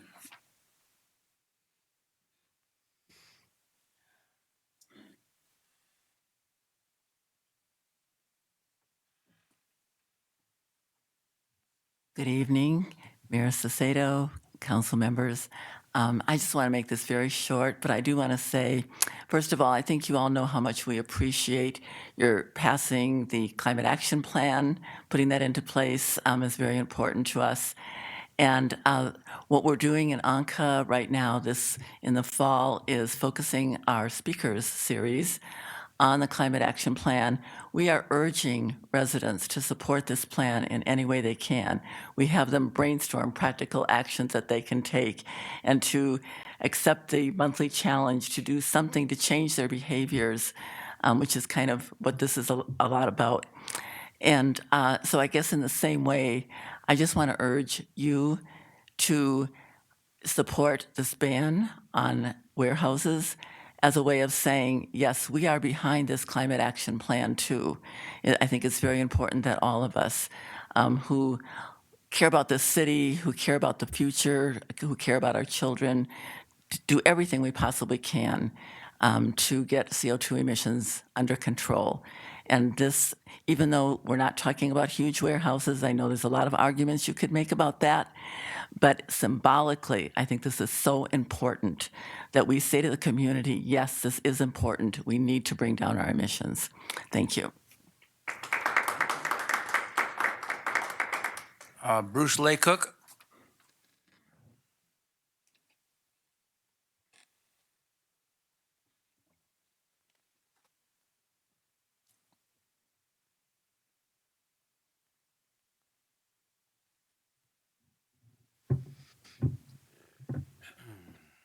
council members, city staff.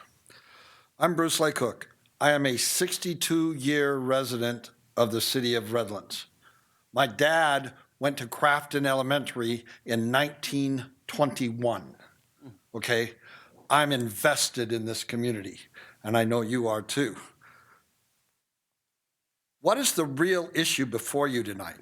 I'd like to suggest it's really not about warehouses or distribution centers.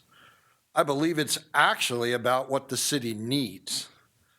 First, there is precious little buildable land in the City of Redlands. Second, we all know that there's a dramatic shortage of affordable housing in our city, and utilizing what little buildable space is left for warehouses would only make it harder to build affordable housing. Third, the Planning Commission has recommended this to you after careful consideration and a lot of public input. Fourth, we have a really significant air quality issue in the East Valley, due in no small part to the exhaust from diesel trucks that serve our existing warehouses and distribution centers. Adding to that pollution problem seems like a really bad idea. Fifth, you recently passed an inclusionary housing ordinance. It's an acknowledgement of your legal obligation not only to plan for, but actually facilitate construction of affordable housing. Failing to stop warehouses prevents you from fulfilling the responsibility on inclusionary housing, okay? You can't, there's only so much space. You either build a warehouse or you build something that will house people, okay? It's directly contradictory to your stated desire to have more inclusionary, affordable housing. You know the City of Redlands citizens don't want any more warehouses built. They've told you that time after time. So the question is, will you do tonight what is best for the City of Redlands, or will you abdicate that responsibility? Please approve the proposed text amendment to Title 18 tonight. No more warehouses, period.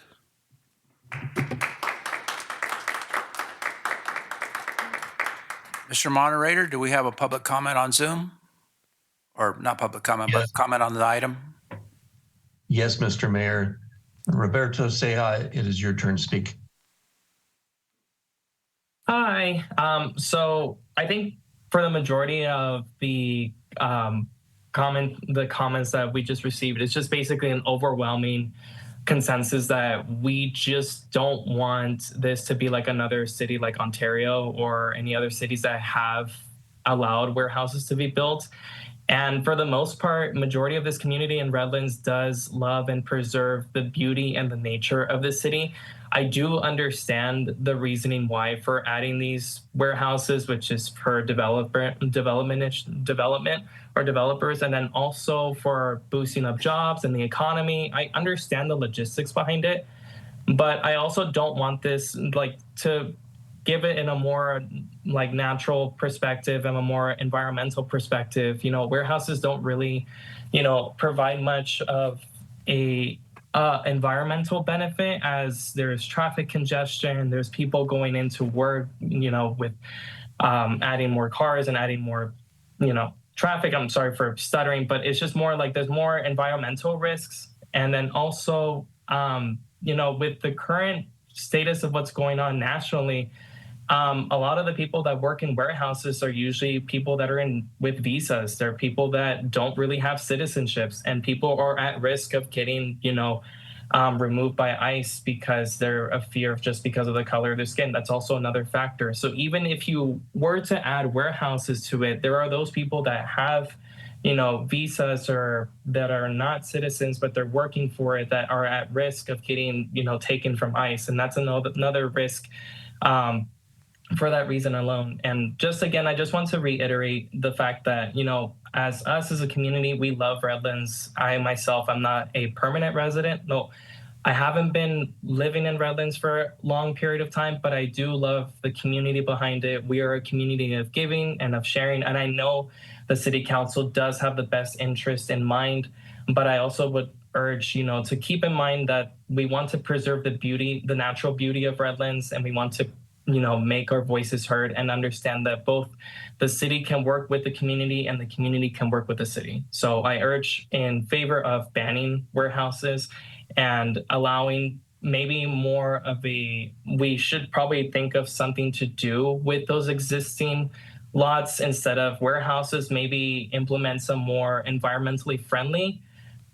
lots. So like if we were to maybe come up with a park to implement more trees, more of a diversity on being able to have more community events, that would be more helpful. But again, this is just me as a concerned citizen. Thank you. Okay, thank you. We have no other Zoom comments on this item, Mr. Mayor. Thank you, Mr. Moderator. Okay, I will bring it back to the City Council. Who wants to go first?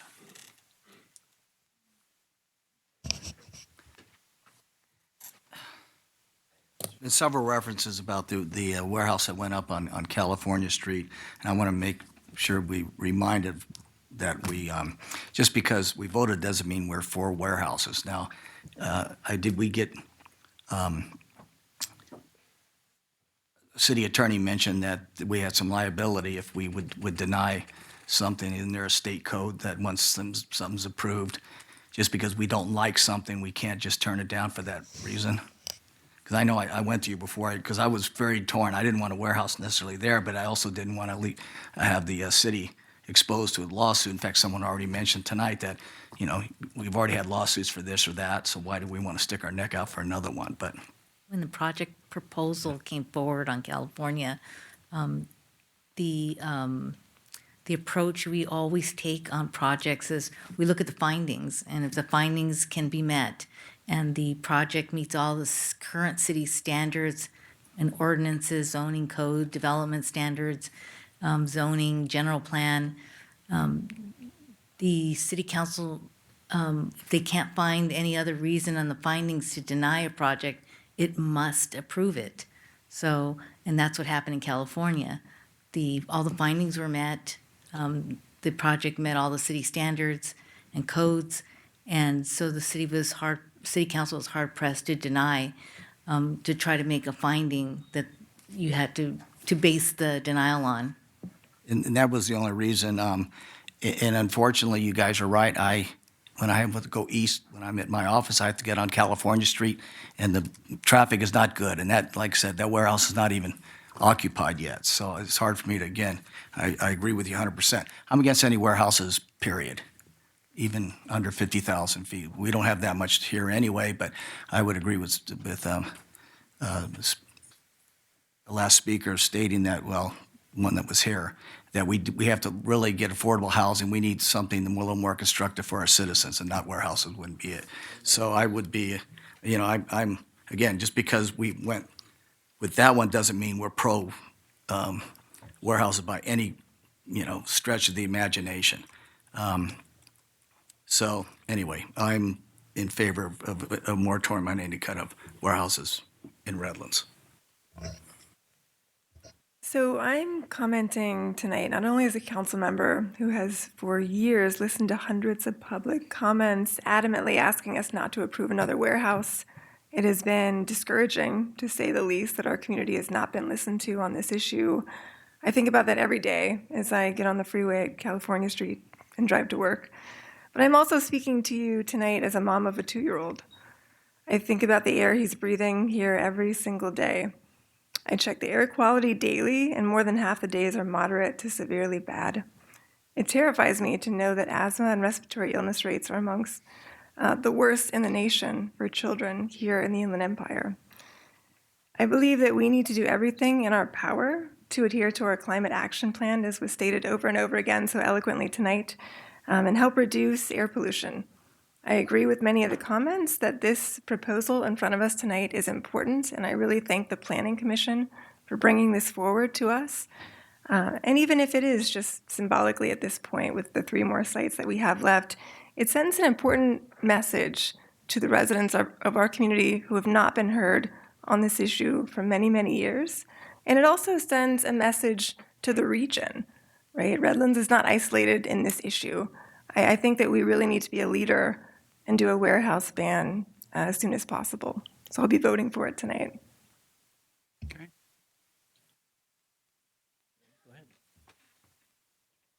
I think I echo those comments pretty succinctly as well. The thought I had was that we have these 3. We started with the 6. Now we're down to 3. We can certainly go through and say, hey, on those 3 sites, we're not gonna entitle any new warehouses. I think the council, obviously prior to me, put together an ordinance 2955. It had a lot of good restrictions in there. Certainly legislatively, things have changed with AB 98, with SB 415. There are some things that probably needs to be some cleanup that goes into that as well. So I think staff should make sure that we're covering all of those bases, all those legal things that are going in there. But then I think we should move to undo, if you will. I'm not sure what the right terminology is for when those 6 locations were designated. The 3 are built. We can't undo that. But those other 3, if we can take away that ability to make those warehouse sites, then I think we're going in the right direction. My first comments are going to be towards the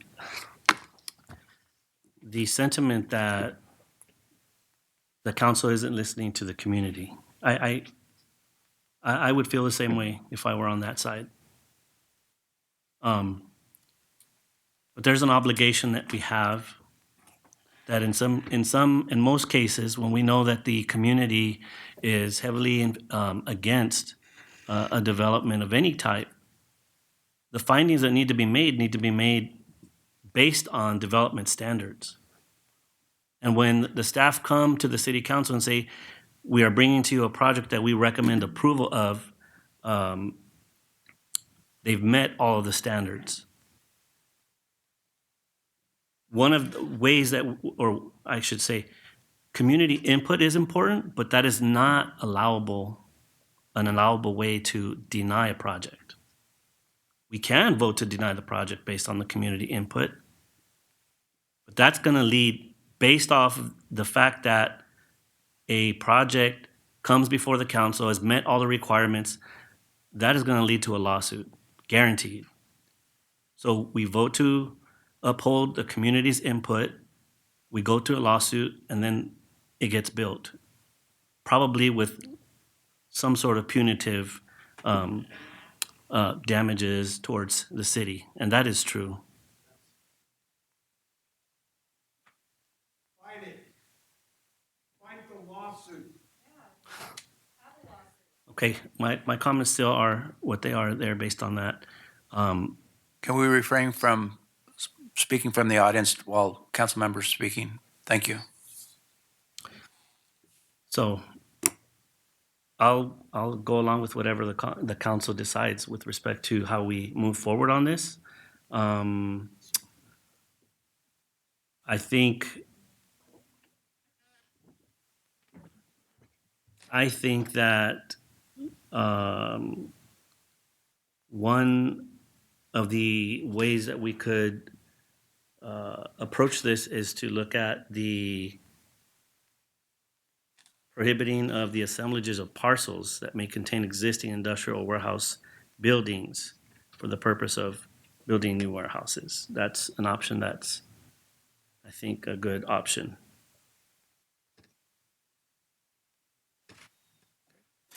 So I had a question for staff. What does it mean by prohibiting constructions of new warehouses citywide in all zoning districts and specific plans?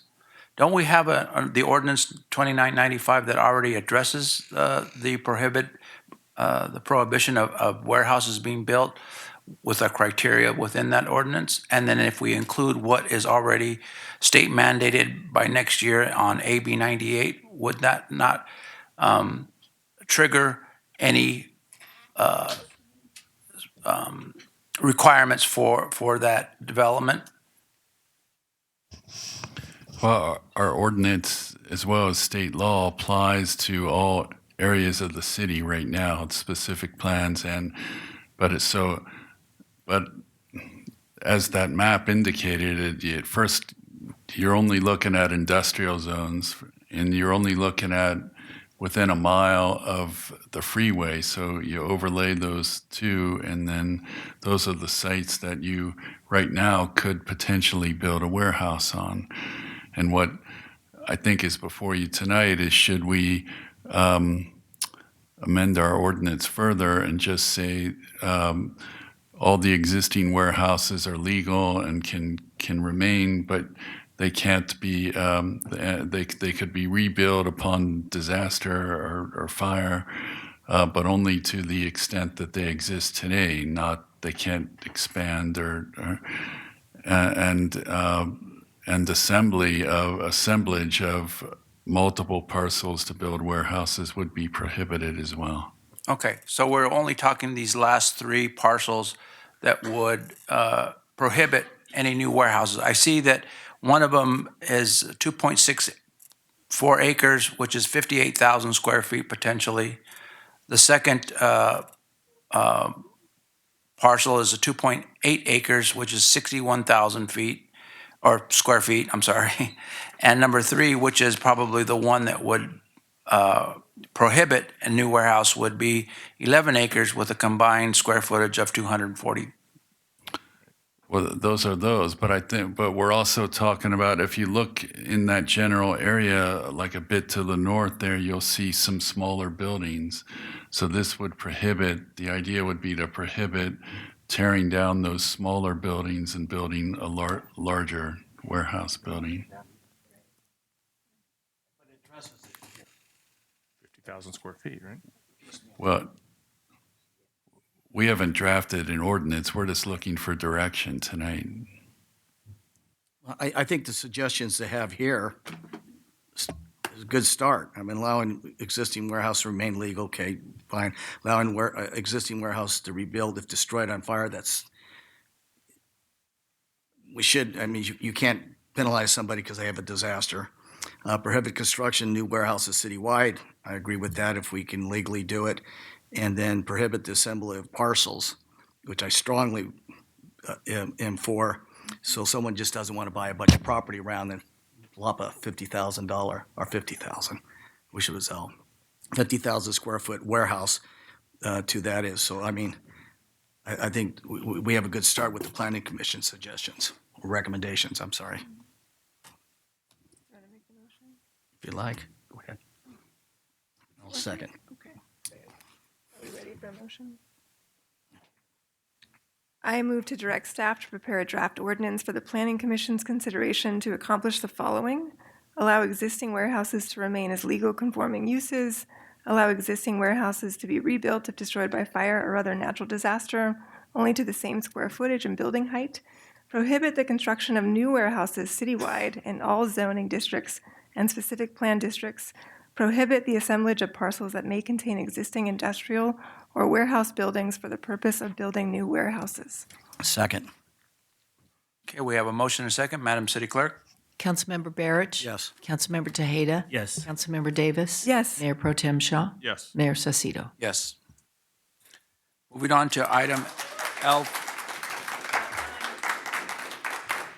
Moving on to item L4, which is consideration and acceptance of a $900,000 Highway Safety Improvement Program Cycle 12 grant, approval of a $730,281 construction contract with Sierra Pacific Electric Contracting to install new traffic signal at the Cypress Avenue and Cajon Street intersection, project number 253008,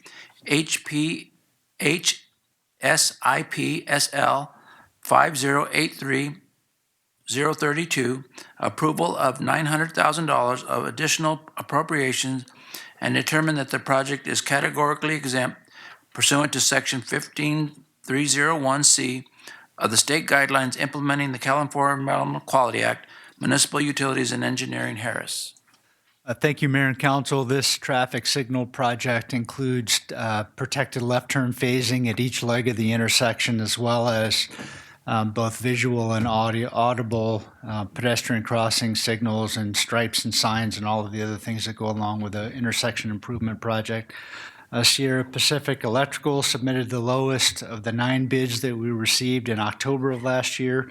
It's right by a school. Perhaps in this case, the good news is that traffic signal components are long lead time items, so we don't anticipate construction happening until the summer of next year, which works well in this particular project. The need for the additional appropriation is because the city has to front load the costs. That was not included in the budget this year, and then we'll be reimbursed up to $810,000 from the HSIP program. I'm happy to answer questions if you have them. Are there any questions? I have one public speaker, Mr. Bruce Laycook.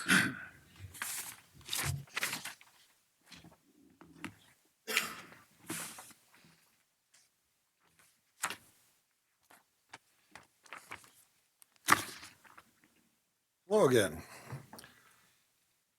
The last meeting I attended, there was a lengthy discussion about the speed of vehicles on Cypress Avenue between Cajon and Center. A fatality occurred. As you're planning this traffic signal, if you don't get another stop sign somewhere on that block, you're going to have people that are already going 40 miles an hour headed west on Cypress that are going to be going faster all the way. You need to address that traffic calming issue and maybe put in a stop sign somewhere. I don't know. I know that's a long lead time, but you're saying that this is going to get done by midsummer. That's fairly fast to get that other thing going. But if you don't, you're going to have another fatality because you're going to have cars driving faster on Cypress Avenue. That's a bad idea. Thank you. I could speak to that as a separate issue. Our department is looking at the very thing that the speaker is asking for, and we expect to have some recommendations by December 4th. Thank you. Okay, what's the wish? I don't have any speaker slips. I don't see anybody on Zoom. What's the wish of the council?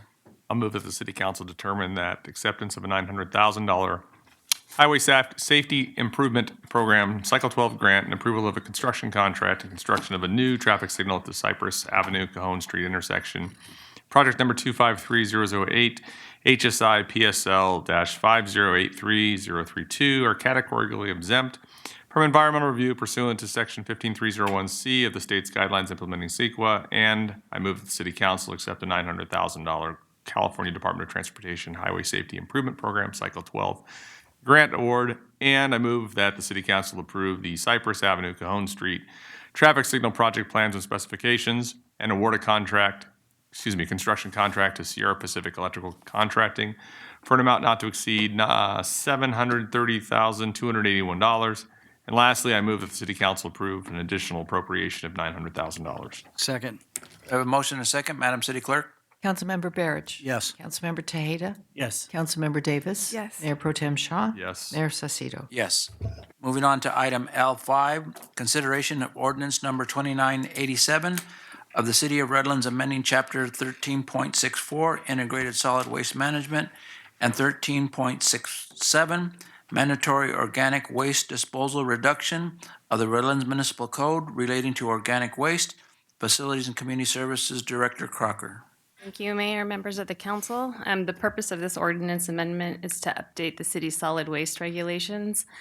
This is in order to ensure consistency and support the compliance with state mandates related to the organic waste disposal. The proposed language in the amendment also enhances clarity and supports the city's commitment to regulatory compliance and sustainable waste practices, and I'm available for any questions. Are there any questions for staff? I don't have any speaker slips. I don't see anybody on Zoom. I move we introduce ordinance number 2987, amending Chapter 13.64 and 13.67 of the Redlands Municipal Code. Second.